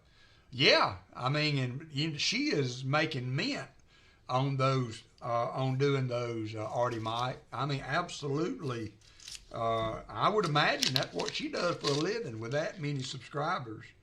But and then they have like jigsaw puzzle tournaments and stuff like that. So I like to do jigsaw puzzles, but I like to do them for a little while. It's the problem, and then they end up sitting there undone. Yeah, KJ. Yeah, see, there's a lot of them. I would not, so I'm trying to just kind of keep it on the low key because I'm not in a hurry to do the pennies. I've got like almost 3 boxes of customer route rolls, and so every now and then I'll throw a few on the desk and I'll go through and just scope every one of them. I could not do that for a full box. Used to a long time ago. I haven't done any scale models for cards or something like that in a long time. Hey, Visterian, got my goodies. Good deal. Thank you. I had no idea Visterian was screwdriverless until he said something. So, yeah, I got cut off this week too from the 2 banks I was getting them from. I'm still going to ask every now and then. Never hurts to ask. I've got about 3 bank boxes and a couple boxes of 2009 Pa's Cabin and Lincoln on a Log.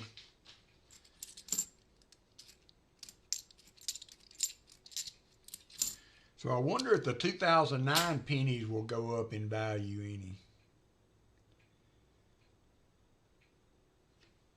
Because of the low mintage.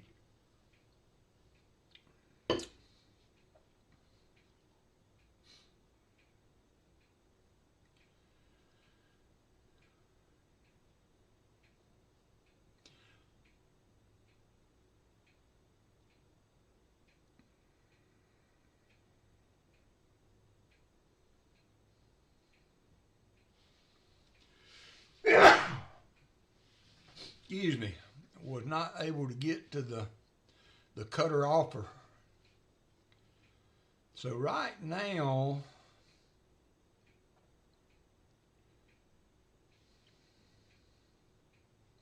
(2009) Philly, birth and early childhood. Let's see how the grading goes. So a mint state 66 right now is worth $8. If you get a 67, it's $195, and a mint state 68 in those pennies is worth $5,000 to $4,000, $4,500 to $5,500 for the 2009s.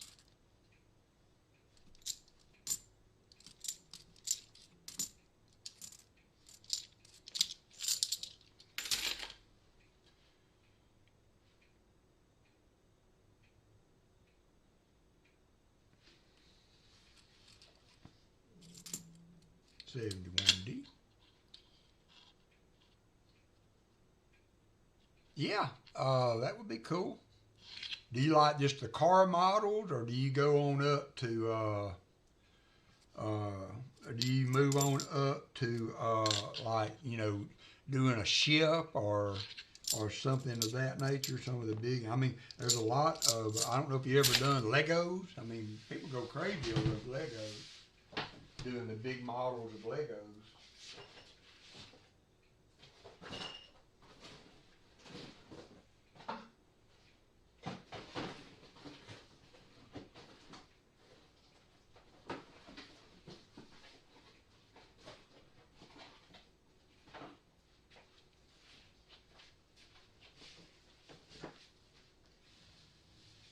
Yeah, I've got, this is the full rows of Pa's Cabins 2009 Denver. And then this is the full rows of Lincoln on a Log. I got to get one that shows Lincoln on a Log.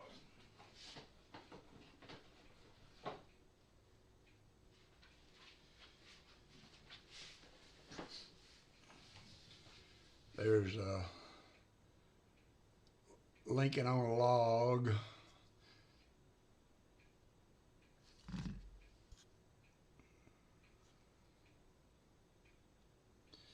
But those are unopened bank rolls. I bought these at a coin show. I don't know why they're in the shrink wrap. I've never seen those, but they're uncirculated. Uncirculated. Crafty used to do cars, planes, and ships if it were a model. Her and her brother did them. All right.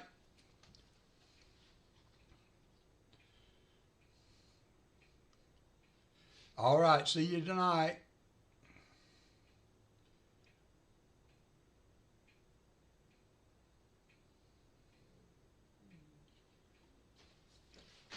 Yeah, that would be fun, though, to do a model. I have not done that in years. Really not since, like, middle school, high school, maybe not even high school.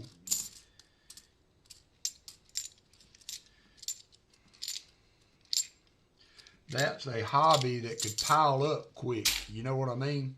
I mean, once you get them, I think if you did it as an adult, you would need to be very, very specific in what you chose to do, because what do you do with them? You know, I mean, after a while, that would be something that could fill a lot of floor space.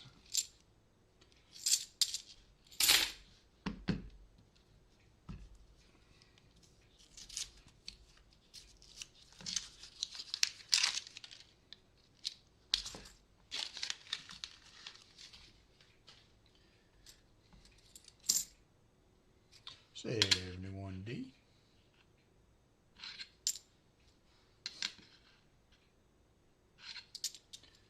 $71D.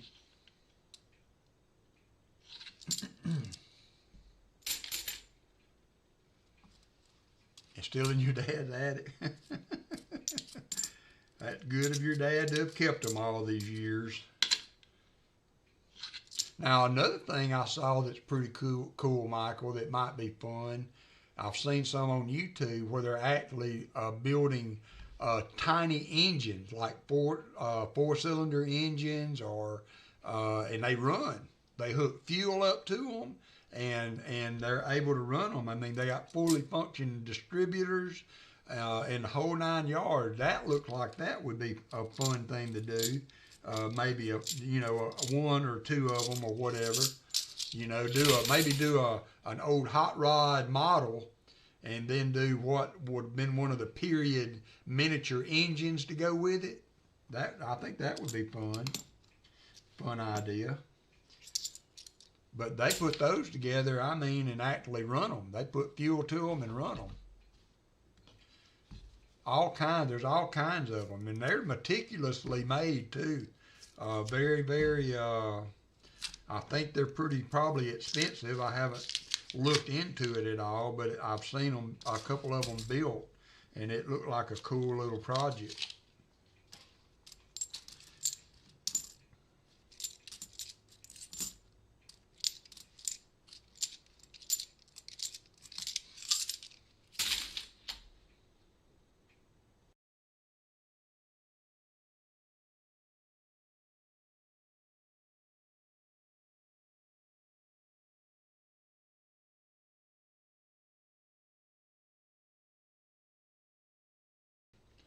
Whew, I caught that one.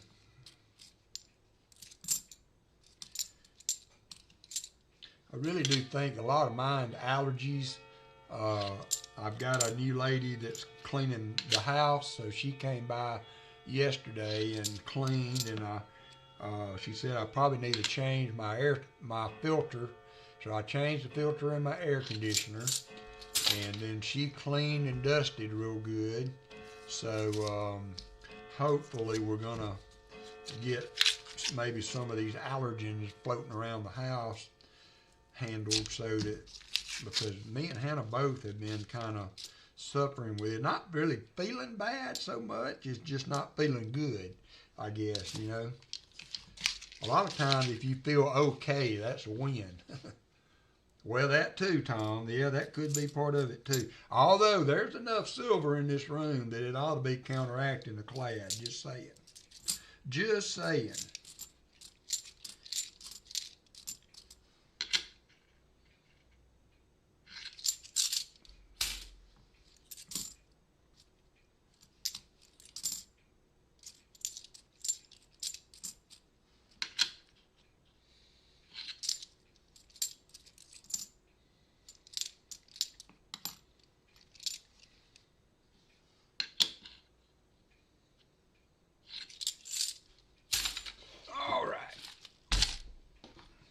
I usually take 3 of these full is 2 boxes of $50.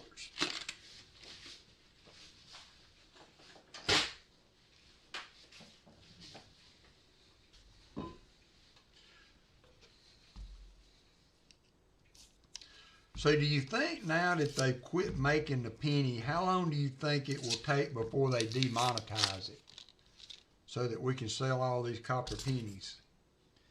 Or melt all these copper pennies for profit? Do you think that will happen, you know, within a set number of years?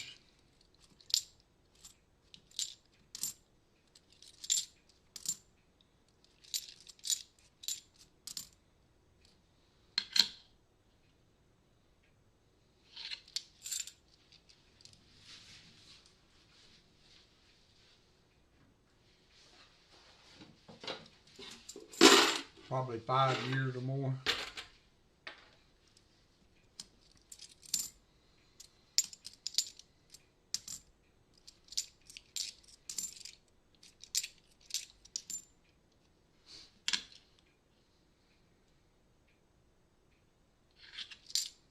In 50 years, says Silverman.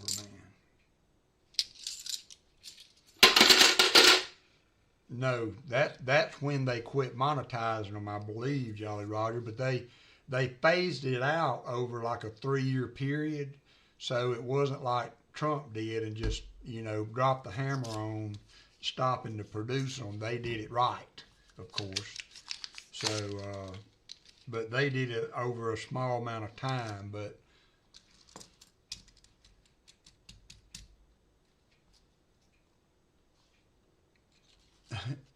that could be. That could be.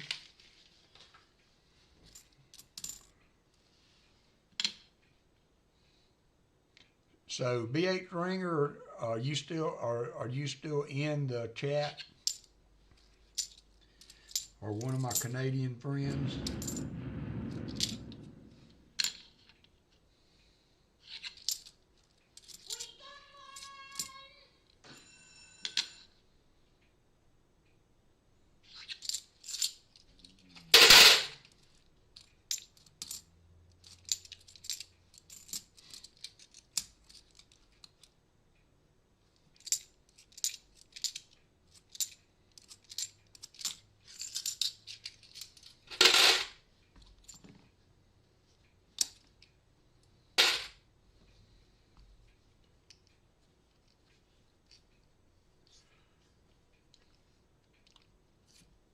Okay, Shilbell, thank you. So I wonder, I mean,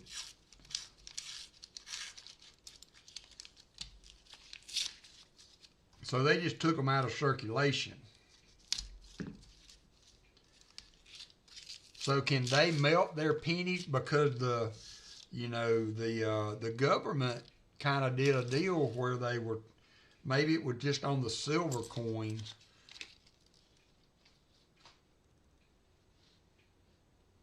Okay, I'll see. So they didn't demonetize it. So they're still legal tender, so to speak. But can you melt them if you wanted to get the copper out of them in Canada or anywhere else? if there were modern copper cents for the copper. Because I seem to remember the Canadian bank they had a metal reclamation type deal going, where when as change was turned in, they were taking them out of circulation to retrieve the metal. Maybe that was just in the silver, but I was wondering if there was any, if the banks or the government was incentivizing people to turn their money in. You know, maybe they were giving extra money for a penny or a silver coin or something like that to get people to turn them in. I wondered how that worked. It was a 2002. That's our first find, I think, for this box. First find.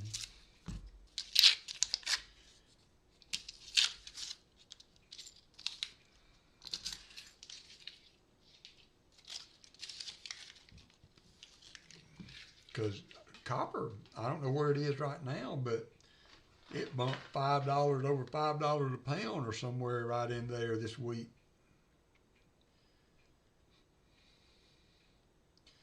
Yeah, 504. It went to 504 this week for a pound. Silver is at 56.33. Gold 4,200. Hey, Cammy King. Good to see you, Cammy. Good to see you.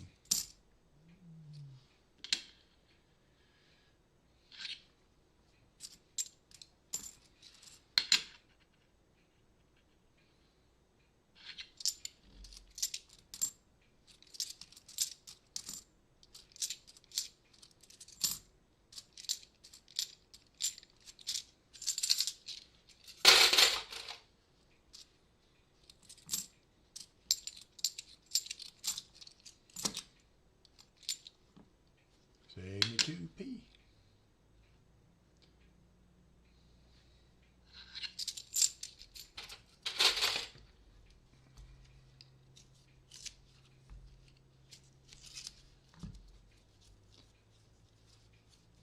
You thinking gold? Yeah, it was up to 42.01 or 42.18. 42.18. Let me see what. Thought Hannah sent me the menu. Uh-oh, I got a new message in Social Security. I need to go check on that.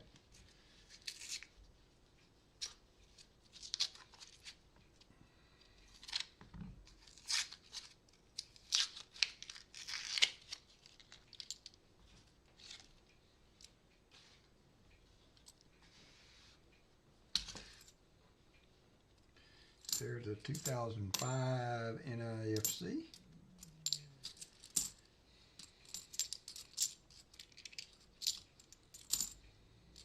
$72p. Hi, retired old guy. How are you doing, old buddy?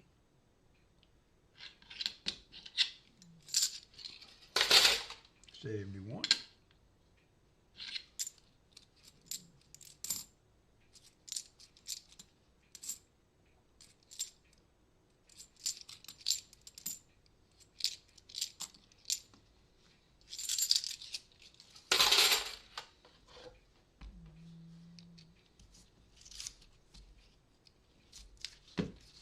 Hope your holidays are going well, retired old guy. Union Deposits, how are you doing? We're getting the whole crew in here.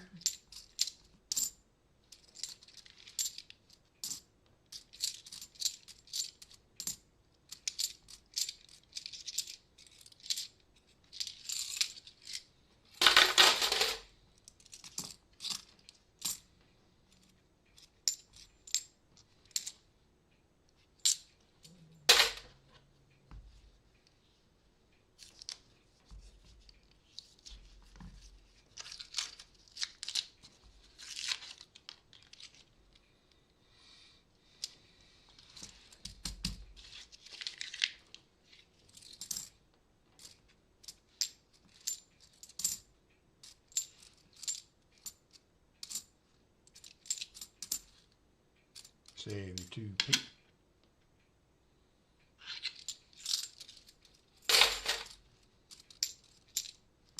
74D.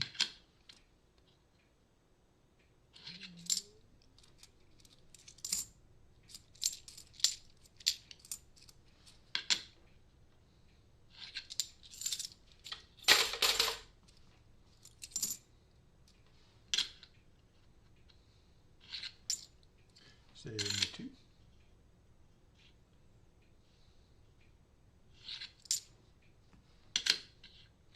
$72D.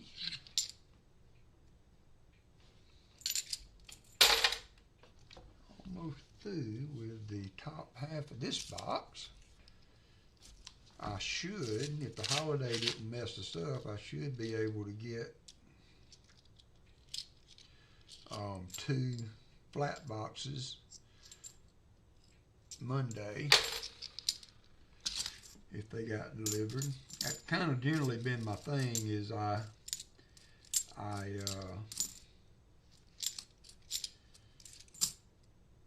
since none of the boxes have been producing right now, I do these. I pick these up on Wednesday and hold them till the weekend for you guys, and I hunt the flat boxes during the week. But if the flat boxes were to start showing some signs of life, then I could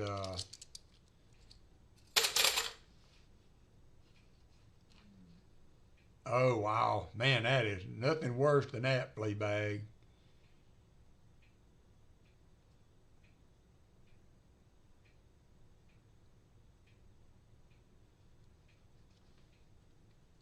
Man, that is awful. I wonder if they can give you something. There's I know there's anti-itch medication. Hey, Michael LaFew. That's got to be awful.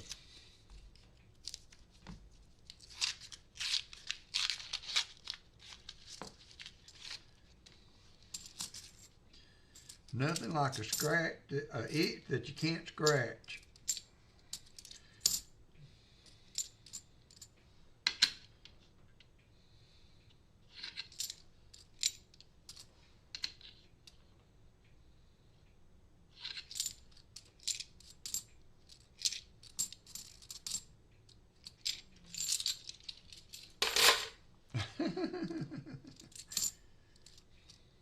$71D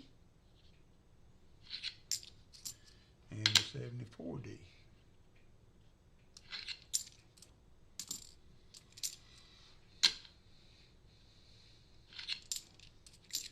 Used to be one of my favorite things. I often scratch my back. Now I got one of those claw scratchers in my bed, because it never fails. I get one right below my shoulder blades in the back, and I can't reach it. I guess that means it's healing right there, William.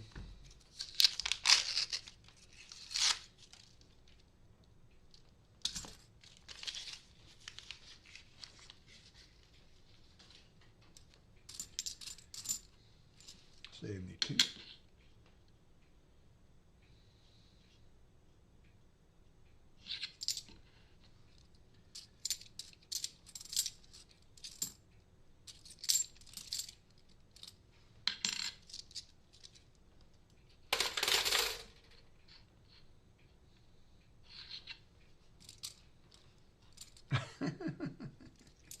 Tom Thumb, always got a good cure remedy.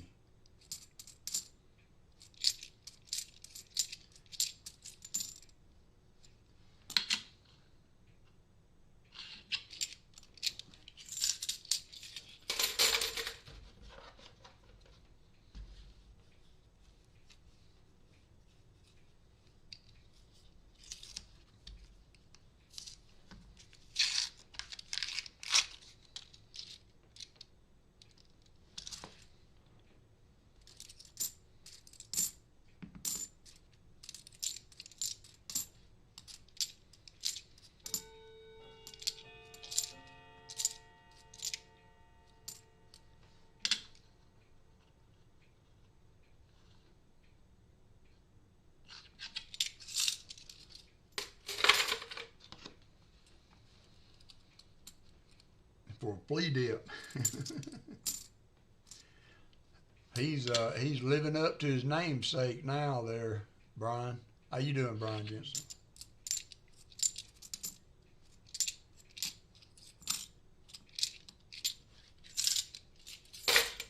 Living up to his billing.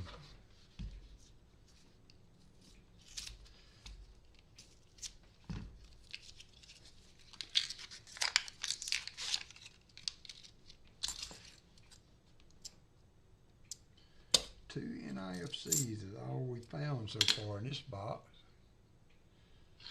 Had one that looked like an ender, but it weren't.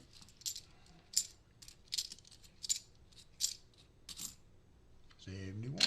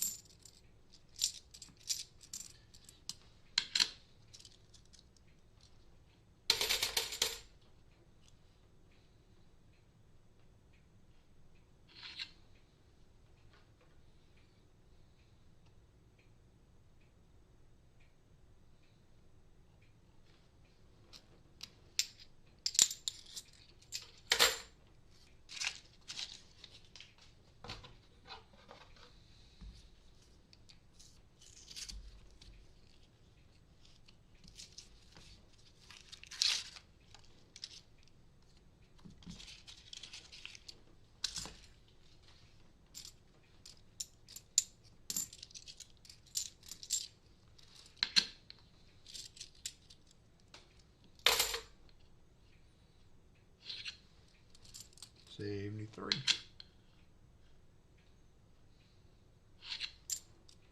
$71.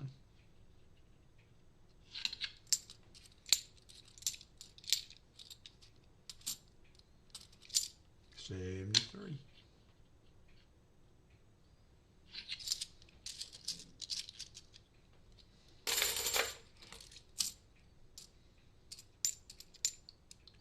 $72D.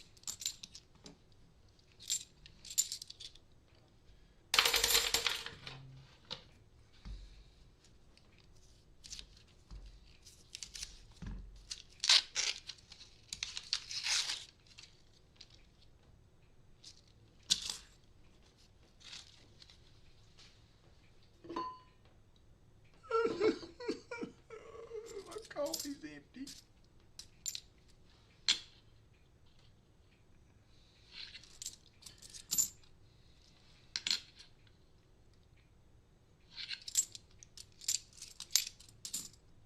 $71.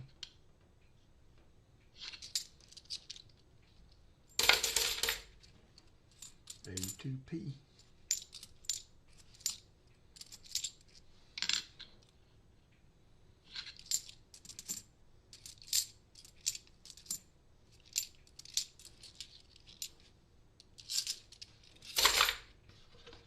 Well, he came to the wrong channel, William E. to scratch that itch. You need to go, you need to make sure you come into Rick's channel tonight, Fleabag. He's going for 9 in a row, so that would be your best chance for relief. Be your best chance for relief. 71D.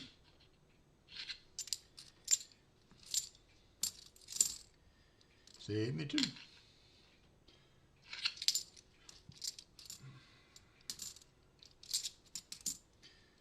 I don't know if Pa's on any kind of streak or not. I want to say he's been struggling also of late, but maybe I haven't watched all the stream and I don't know how long. Well, yeah, I know. I mean, you know, I guess in the big scheme of things, Michael Erickson, I am a pretty lucky dude. Pretty lucky dude. We have had our successes, haven't we? In the grand scheme of things. But it wasn't silver. You know, the silver is different. Silver doesn't count into those blind hog and acorn scenarios.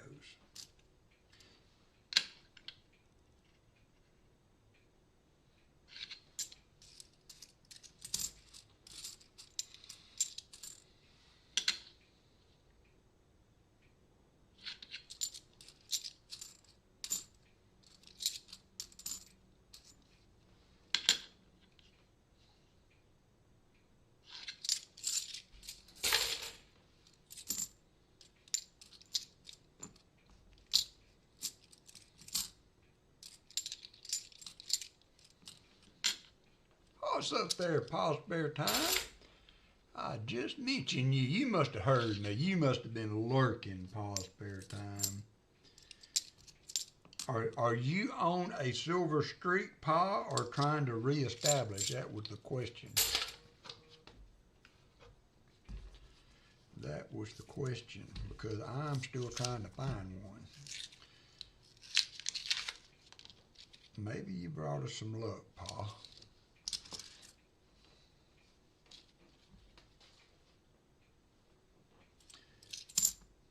There is a, now I had said to myself, I said, self, I will never again grade a 74D DDO, but if this was a DDO, I would grade it, and it's not. I can see it without the scope, but if that had been a DDO on that one, I would have graded that one. I said I would never grade another one, but if there was ever one to grade, that would be it. For sure, but it is not, of course.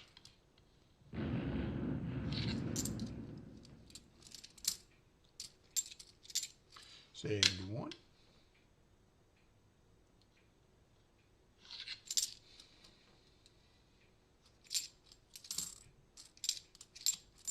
$72.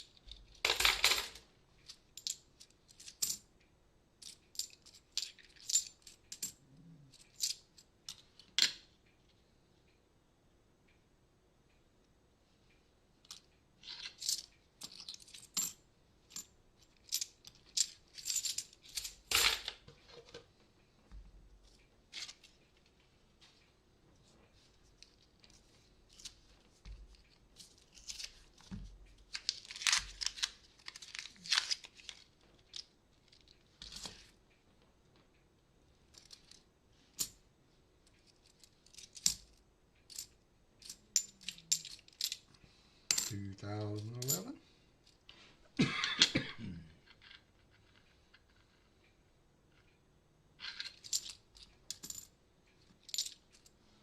$74D.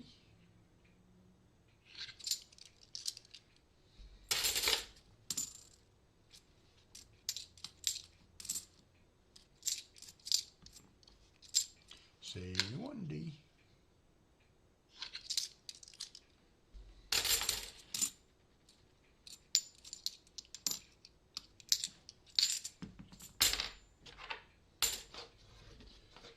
Rows left. Pa, are you still hunting for the AFSP, or have you done all your $50 boxes for that?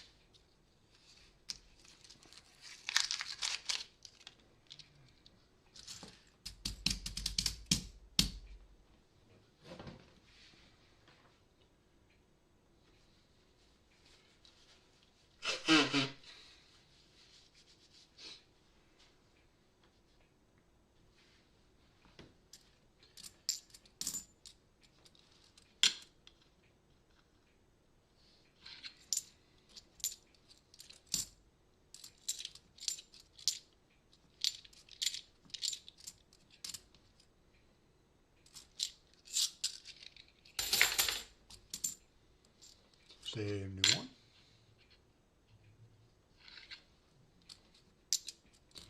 $71.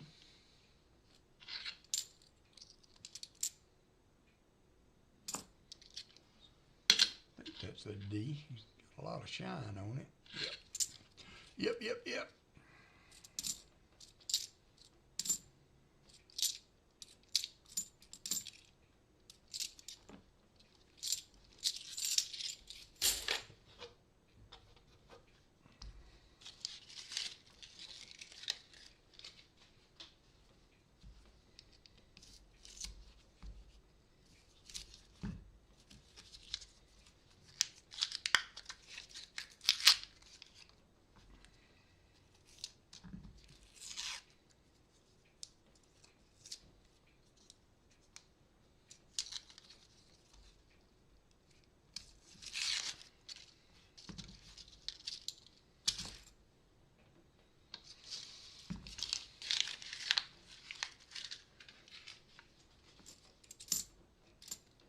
72D.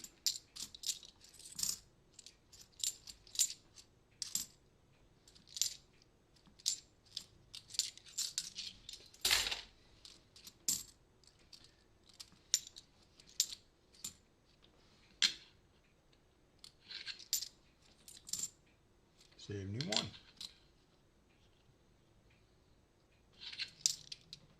And another 71.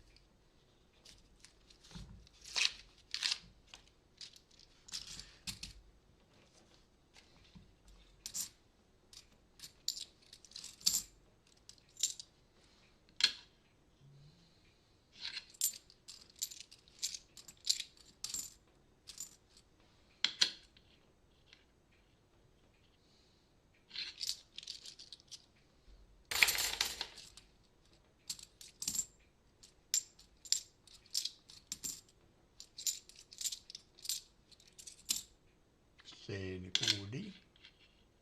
Another nice looking one. 73.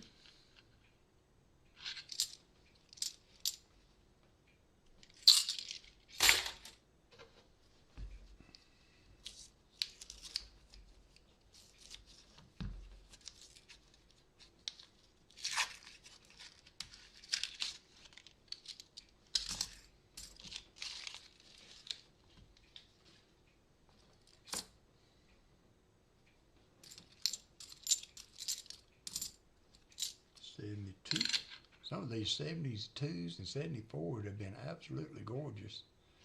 Be nice to find a DDO on one of them.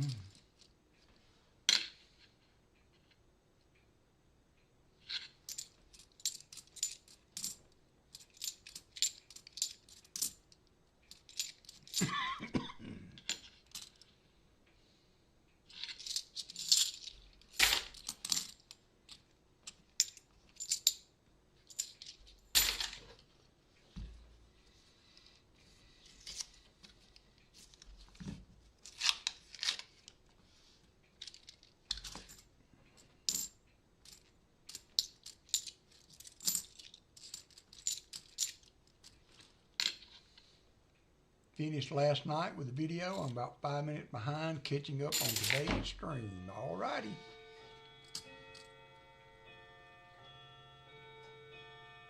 Alright, well, we'll see you here soon. About a little over 30 minutes. We'll be there.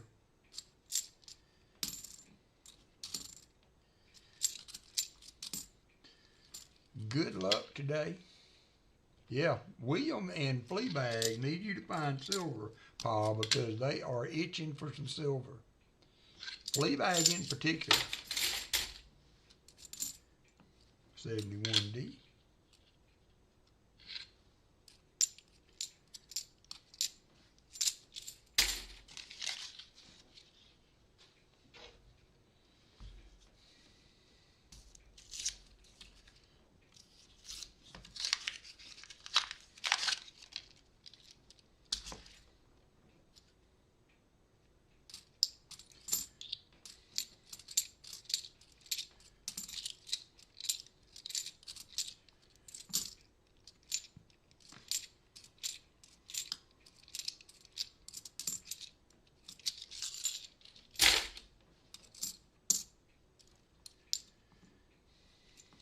72. I think I saw that Copper Owl was scheduled for tomorrow also already, so there is another option for hunting halves if anybody's interested. Foster's Finds, I don't see him in this stream very often, but he does a Sunday morning hunt that he sells boxes also. So haven't been able to watch his stream because I'm at church when he streams, but I think he's had some pretty good boxes. Not sure what his price tier is, but they're there. If anybody would like to catch a Sunday morning stream on Foster's Finds.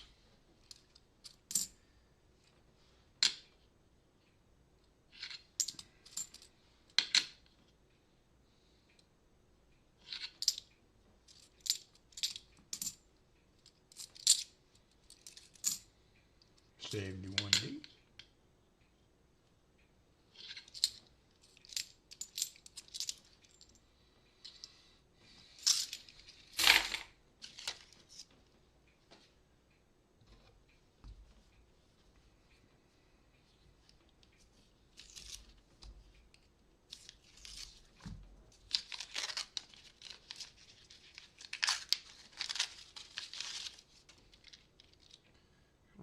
Another shiny 99. No, I tell you what, I think you mentioned him last week. I have not seen him in quite a while. I might have his email. I might try to shoot him an email. I don't think he's on our Discord. Sometimes holidays is rough on people to get in and make time for a coin stream. So I think sometimes in the latter part of the year we lose people for a while, but hopefully they turn back up. But no, I have not seen him in a chat in quite a while. Last one I saw him in, I think, was in Rick's stream one night.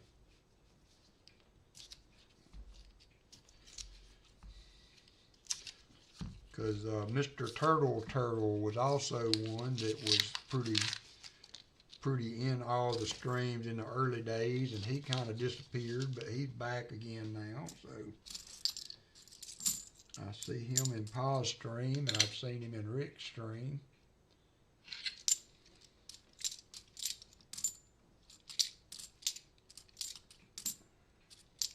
So people fade in and out. Fade in and out. I think I got his email. Hey there, Mr. Bowen. Finally landed at my daughter's place. All right. Well, tell her we said hi. Tell her we said hi. 73D. Are y'all staying there overnight, or are y'all driving back today, Martin? Okay, caught up with silver where it is. We have format change starting today. Boys are going to hunt for themselves. If someone wants a box, $100 no frills, 90% for skunk prize.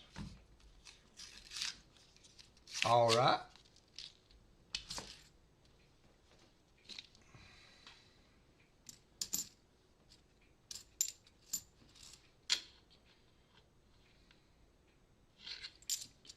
Change of format on Pa's string.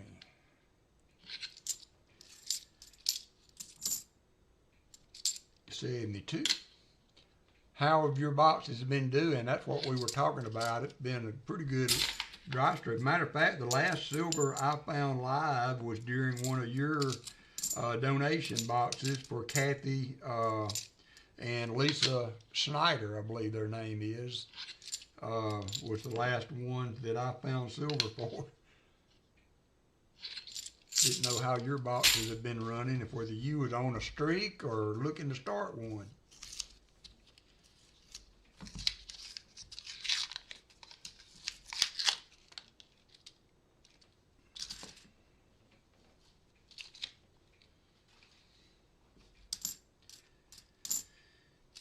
$72. Jolly Roger, no silver in the halves. And do you get the double stack or the flat boxes, Jolly Roger? But You know, we've been finding silver, but not a bunch. Or nickels are crazy hot. Yeah, I was asking how your hunt went last night. I saw that. I guess you did a video. I did not. I haven't had a chance to watch it yet. Nickels are the new pennies. Flat boxes. See, I do both styles. I do double stack for two, and I do flat for two, and I've been striking out on both of them of late. Because even when I hunt boxes for myself, if I was to have a good box, I would put some of those aside for the giveaways on the weekend. But I'm not finding anything in either side, so.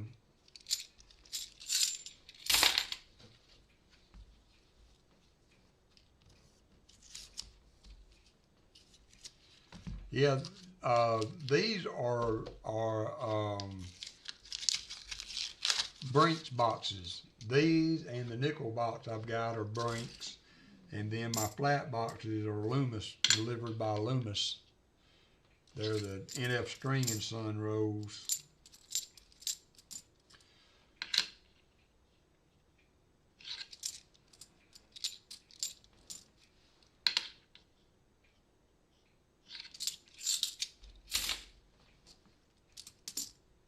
$71.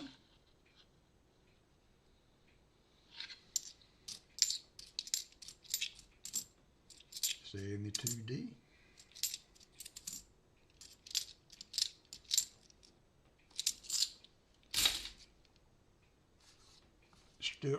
Still selling pennies with a 2-row maximum. Okay.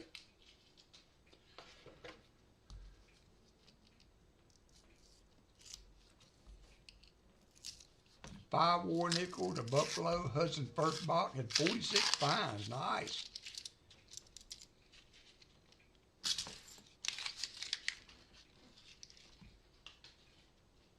Yeah, I kind of feel like I was kind of lucky in that regard, Jolly Roger, but it's not really, you know, it's not really just the one time I've hit a monster box, and it was in the Brinks boxes, but, you know, had 106 silver in that one. That blew my silver total out of the year. You can see, I think that's accurate. We haven't even found 50 silver this whole year on live stream, and I think even off stream we might have 55 total for the year, counting the boxes I've done on my own. So it has really been bad for boxes this year. Best box we've had all year was the one we did for Lisa and Kathy for the AFSP.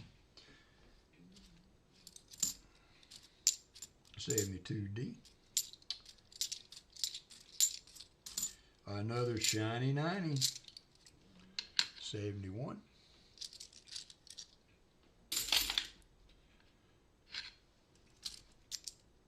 So y'all make sure we got what, a little under 30 minutes, and Paul will be on.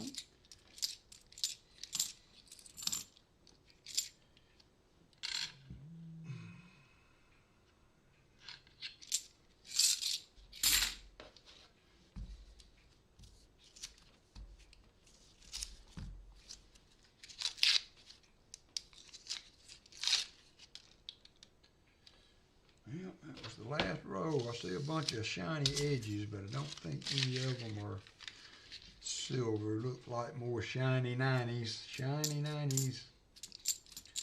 I think I'll grab a few of those nickel rows, and we'll hunt another 15-20 minutes on nickels to finish the day out.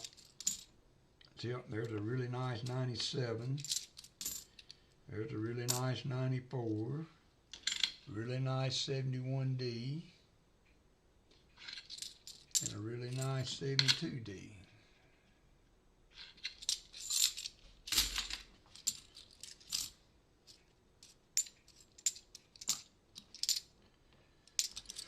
All right, that's going to do it for the halves. So far in our giveaways is going to have a 87D in each one. We're going to have a 84. This counter stamp 84 in one giveaway, and we're going to have an 87D and a Balboa in the other giveaway. And we had another 3 NIFCs. Let me add those to the find. So that was really a sucky box. So 15 total NIFCs. 15 total NIFCs. Let me get a few rows of nickels and we'll hunt some of those while we finish out our 4 hours.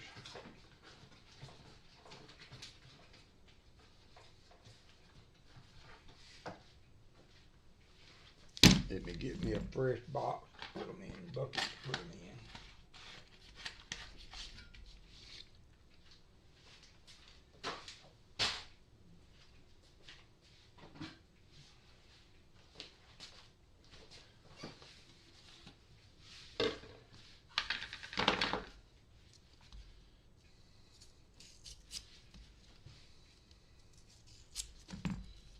I did find a silver war nickel right there. We will add that to the other. There's with the 87 and the plated counter stamp coin. We'll add a war nickel to that,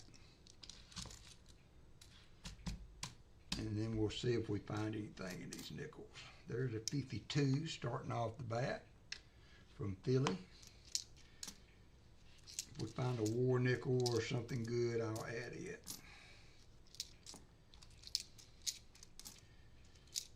I feel safe that the chances of me finding another 18 over 7 are slight, so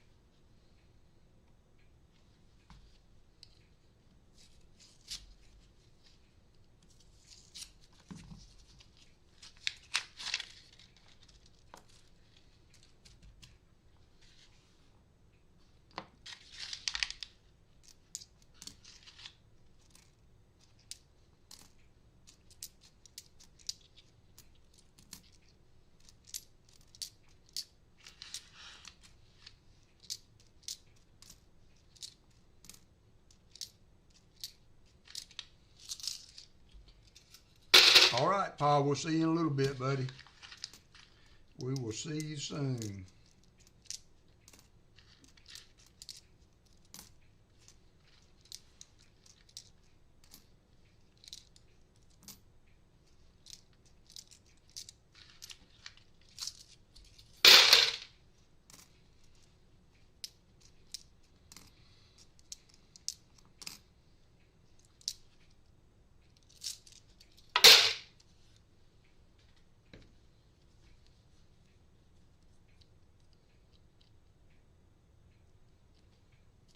Well, I was a mechanic years ago, Artie Mike. That was my first profession.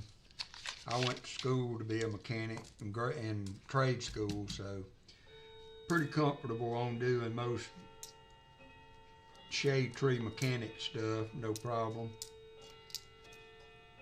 Now they've made, even doing brakes, they've made it where you have to have special tools. I was going to do the brake work on my Ford Taurus, but you got to have a tool now. Used to when I did brakes,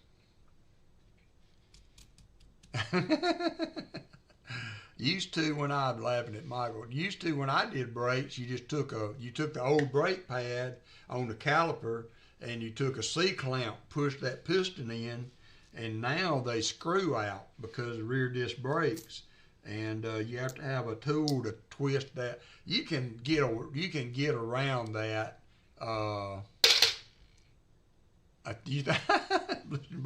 Getting up to answer his door every time my clock chimes.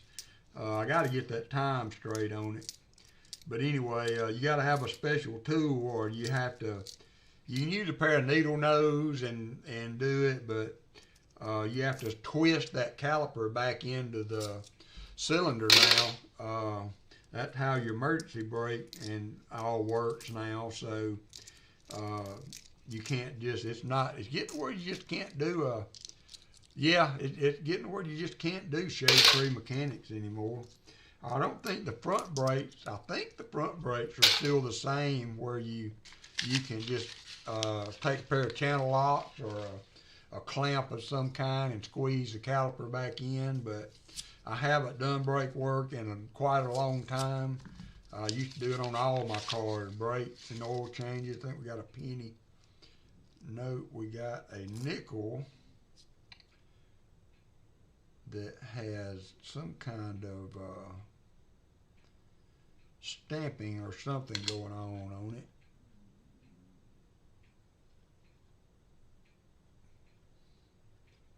Don't know what is up with that.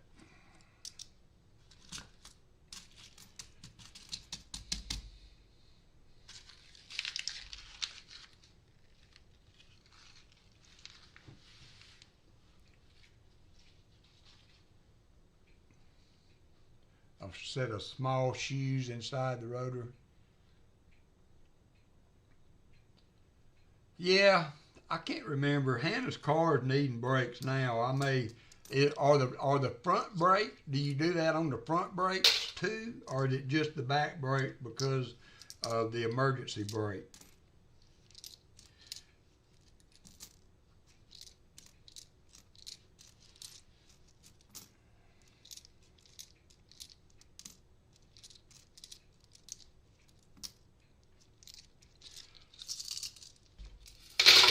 Back in my earlier days, I did an engine rebuild for a friend of mine on his carport. Took me forever to get all that done. That was the only time I ever took that job on.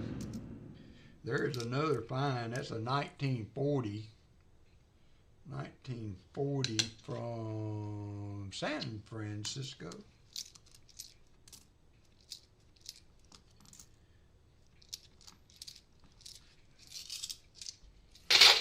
Okay, I think she said that her front brakes are starting to squeak, so I may take that on one day.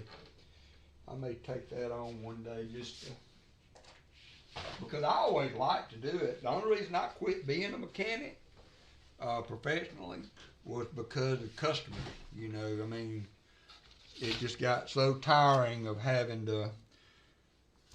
Because not everybody wants to pay for doing the job like it ought to be done. And they wanting you to shortcut it and do this and that and other thing. And I finally just got tired of dealing with the customers, so I finally got out of it.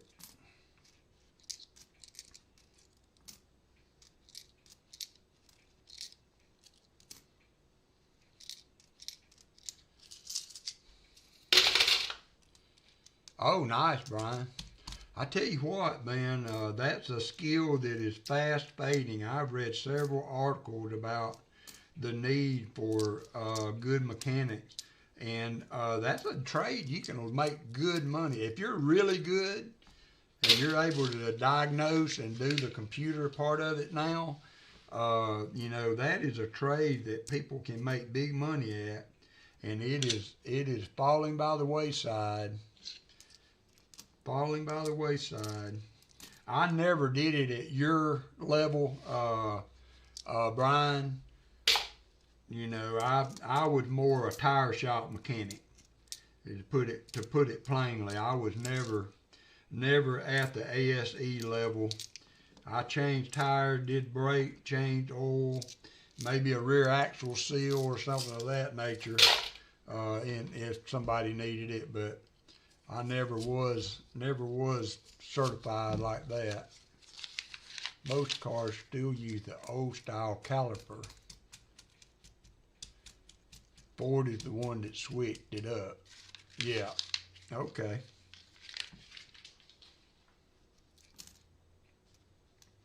I've always looked at and you know, I've always liked tinkering on cars. You know, it's kind of like if you do it for a living, you don't want to come home and do it on your own stuff as much as, you know. So, but I always did my own brake work, did my own tune-ups and what have you. Not anymore, but there's another 1940, the second 40s we found. Philadelphia.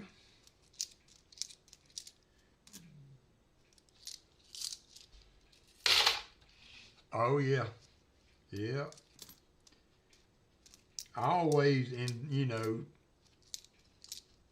fantasized, I guess would be the word for it, about having a really nice odor. I would have loved to have had a 70s, model, not Chevelle, but an El Camino with the Chevelle nose and all on it, or something like that to work on. Keep in the garage. I just don't have a place for them.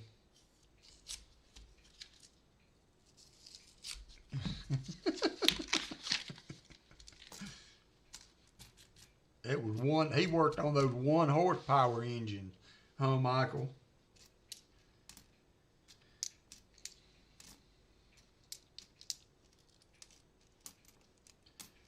But yeah, that is a trade. Trades in general, though, are falling out of favor. You know, I mean, I never made it as far as extra schooling outside of high school. Matter of fact, I had one class to finish my degree at the trade school as a mechanic and never finished. I started working at the university, and then I moved from there to injection molding, and moved from there to Mercedes-Benz. So,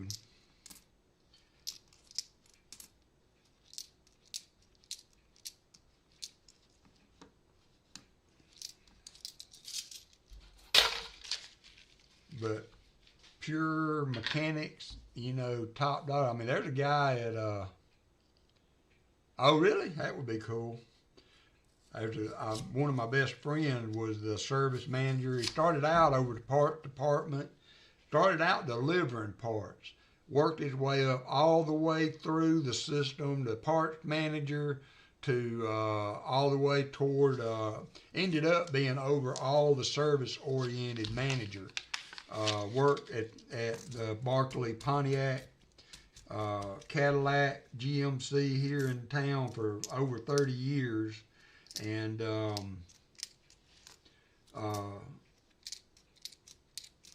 was over all the service departments.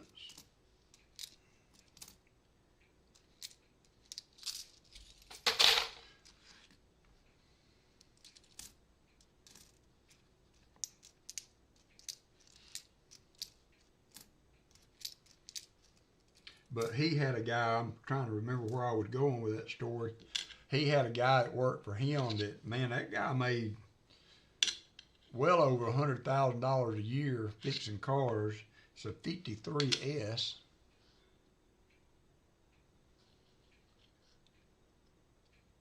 Not the Henning, that's an odd mint mark for that.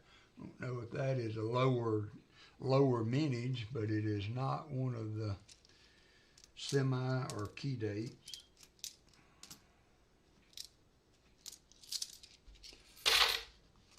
Silver Benji, how are you doing? How are you doing?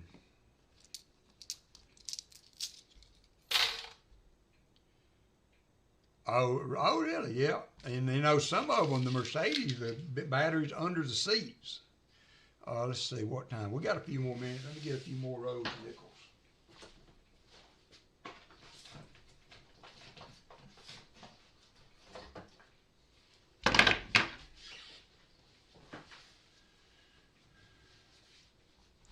Is that Sir Benji with your messed up YouTube name now?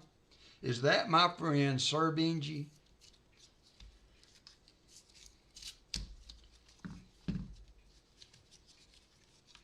We were just talking about you. We were just talking about you, wanting to know how you were doing. You know, just because you got to go off and be a big time eBay seller and doing all that, don't mean you can't come and hang out with your buddies now, Sir Benji. You don't have to totally cut us off from seeing you and knowing how you're doing there, old buddy. YouTube has got everybody's name so messed up you don't always know who is in the chat anymore. All right, there's a 39. We are in need of a 39D to be one of the last two spots in my album. Uh-oh, I see a mint mark. I see a mint mark. Oh, 39S. Dadgummit. And that 39S, that is a key date. It is a key date. I think I have it, though. I'm pretty sure I do. So somebody is going to be getting a key date nickel. Yep, I have got a 39S, so not too shabby there. We will add a key date 1939S to the we'll add it to the giveaway with the Balboa in it. Balboa. It's not in bad shape. Not in bad shape either. There it is, 39S, 39S. We will add that to the over here with the Balboa. So somebody will be getting a key date nickel with their giveaway goodies.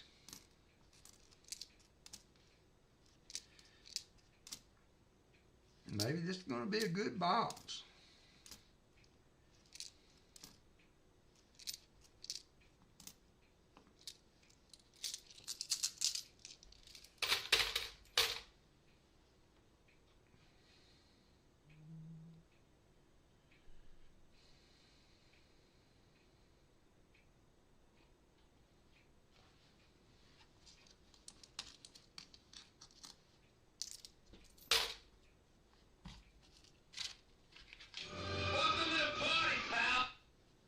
PEMH 96777, just PEHM rather. Just subscribe. You have a minute and you'll be able to chat. So if you are in the Chitty Chat in 1 minute, you should be able to chat. I do keep chat at subscribers only, so give it just a minute and you will be in the chat. Thanks for subscribing. I appreciate it.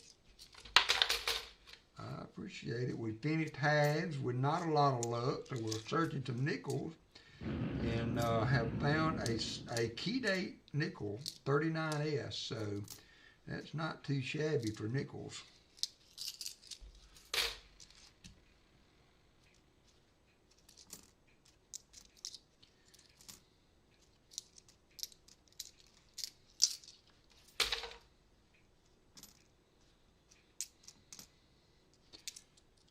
Got a few more minutes. We're going to stream just a couple more rows, and we'll run our EOSs, and we will turn it over to Pa's Spare Time. Pa's Spare Time next, y'all.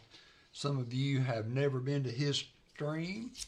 I highly encourage it. He hunts with his grandsons. A great time. One of the ones that kind of got me started into this mess.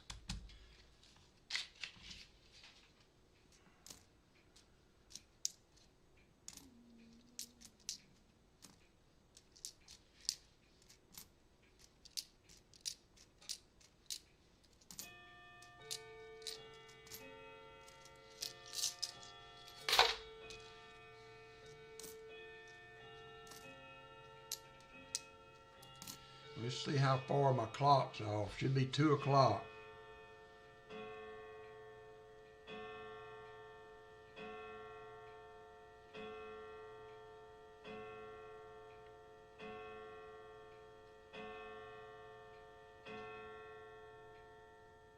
Nine hours off.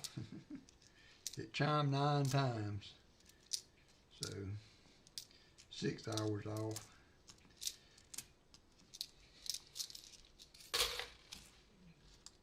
I let it stop the other day, and when I went to set the time, I moved the hour hand with it by mistake a couple of turns, and now its old thing's off. So I'll have to do a little research how to get it back to where it needs to be. We'll finish these 3 rows, and we'll run the giveaways, and then we will call it a day. Best find of the day come in the nickels. Well, I don't know. That Balboa was pretty good. It's a really nice shape.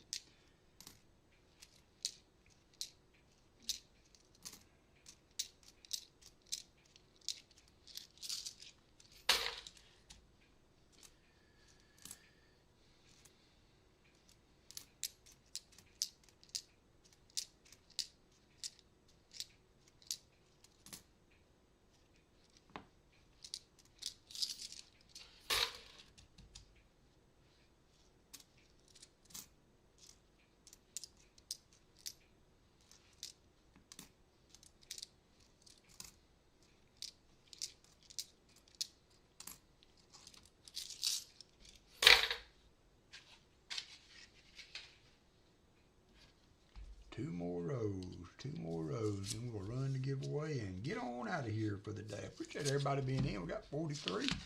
We've held 40 people in the chat just about all day. I appreciate that.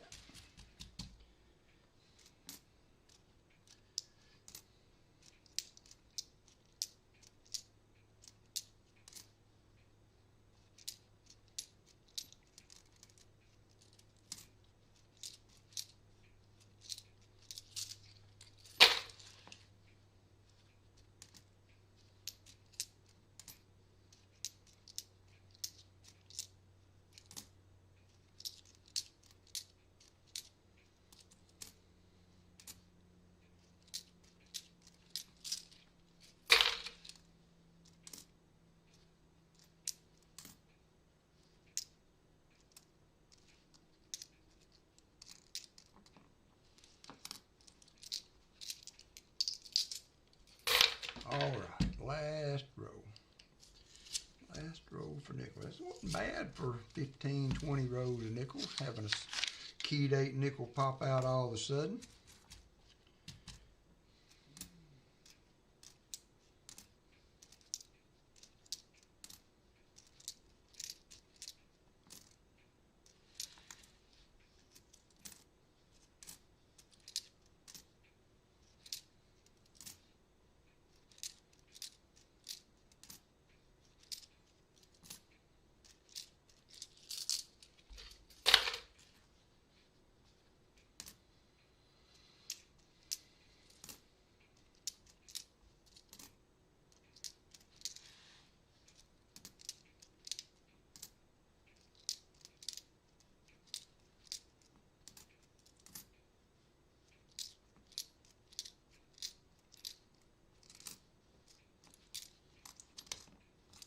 All right. We play Clemson Monday night. I'm hoping to get to go to that game. I got to get up with my brother-in-law to see if his tickets are available.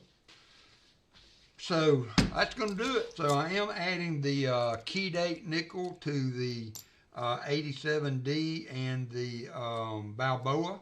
And I got a silver war nickel, a plated counter stamp, and an 87D in the other one. So let me get a couple of envelopes, get this started, and we will see who the winners are. Cloudbot and giveaways. You will have 3 minutes to get in on this.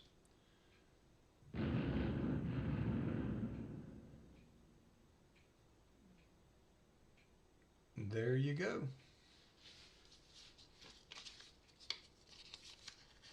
I got just about all my mail done this past week. I do have a few still to go out. I will try to get all of those done this coming week.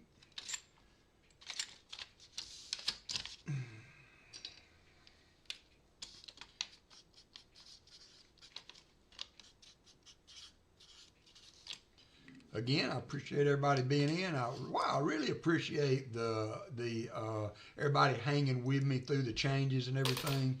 So says a lot about you guys, and I appreciate it very, very, very much. I keep getting told time and again that some of you would watch me hunt matchsticks. So I appreciate you guys hanging with me. I do very much. I'm going to continue to do this on Saturdays. Rick hopefully will be back on Tuesdays to give us an extra day to coin hunt. I have kind of stepped back from Tuesdays. Nighttime is tough. And who knows, I might come up with an afternoon stream at some point for a few hours, but that late at night thing is rough on me. I'm ready to go to bed. Ready to go to bed. A minute and 36 seconds. Let me get the screen, see if it will do it automatically. There it is. Minute 31. I appreciate you, Deborah, all you guys checking in. And I'm telling you, when the boxes produce, some of that will go in the giveaway. You know, if we have a nice big box, then so will you guys have some nice big giveaways. So I just need to find the boxes. That's my only letdown right now, is getting some good boxes in. Getting some good boxes. But, you know, hey, that's coin roll hunting. That's the way it is. You find sometimes, you find not. If I start watching folks putting puzzles together, well, hey, you know, I mean, it's fun. I mean, and that one lady, you know, there must be enough people interested in it, Artie Mike, to have 365,000 subs. So if you can make a living putting together puzzles and that's your passion, then go for it. I know, Shelby. I appreciate y'all. I do. I really do. You got 23 seconds to get in. We got 35 people in. 35 people in. Somebody's going to get a really nice key date nickel for their album. A nice key date. 13 seconds to go. Retired old guy slipped in, and Tom Thumb's going to go out the door hitting the slot. Look at him. Sneak one in at the end. All right. That should do it. Everybody's in. We are going to finish it up. And good luck. I'm going to pick two winners back to back. So winner number one is going to be Silverman 92. You will get the plated coin, the 87, and the silver war nickel. It was a 44p.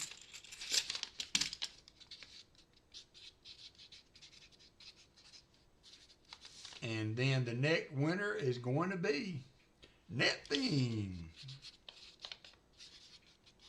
We'll get the Balboa, the 87D, and the 39S key date Jefferson.